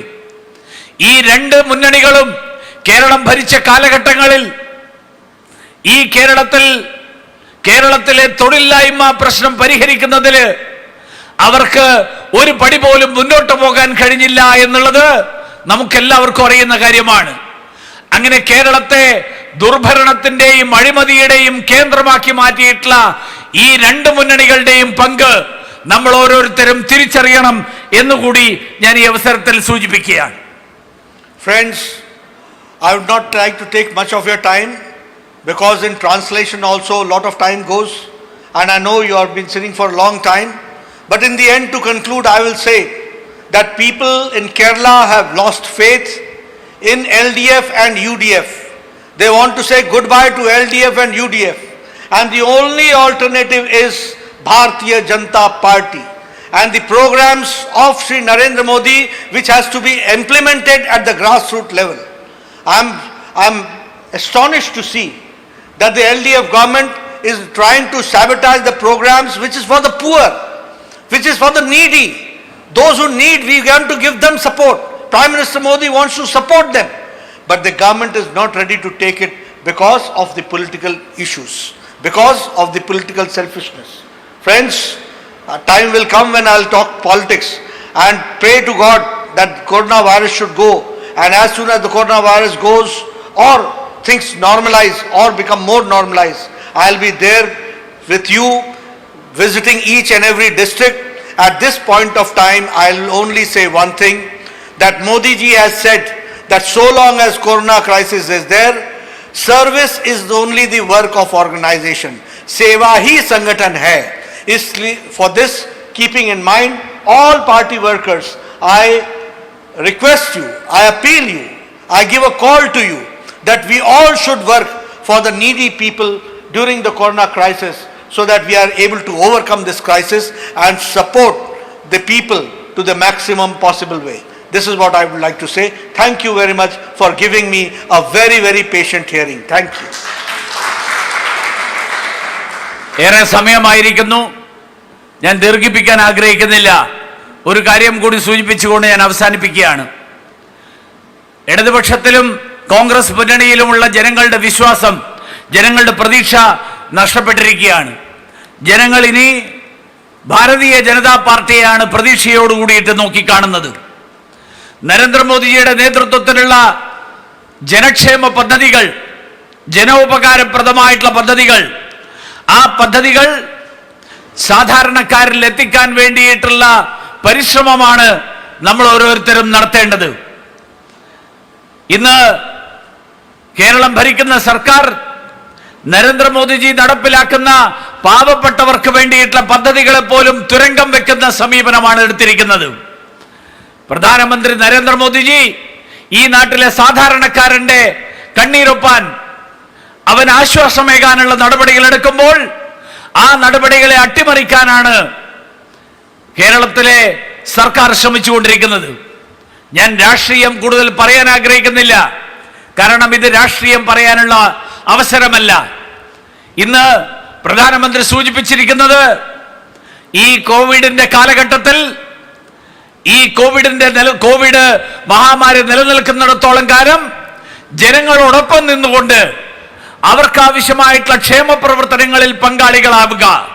ആ ക്ഷേമ പ്രവർത്തനങ്ങളാണ് ഇന്നത്തെ രാഷ്ട്രീയ പ്രവർത്തനം. ആ ക്ഷേമ പ്രവർത്തനങ്ങളിൽ പങ്കാളികളാവുകയാണ് ഇന്ന് ഓരോ ഭാരതീയ ജനതാ പാർട്ടിയുടെ പ്രവർത്തനം നടത്തേണ്ട പ്രവർത്തനം എന്നുള്ള പ്രധാനമന്ത്രിയുടെ സന്ദേശം. ആ സന്ദേശം ജനങ്ങളിലേക്ക് എത്തിക്കാൻ അതിനു വേണ്ടിയിട്ടുള്ള പ്രവർത്തനങ്ങളിൽ നമ്മൾ ഓരോരുത്തരും മുഴുകണം എന്ന് അഭ്യർത്ഥിച്ചുകൊണ്ട് ഞാൻ എൻ്റെ വാക്കുകൾ അവസാനിപ്പിക്കുകയാണ്. Thank you very much. എല്ലാവർക്കും നമസ്കാരം.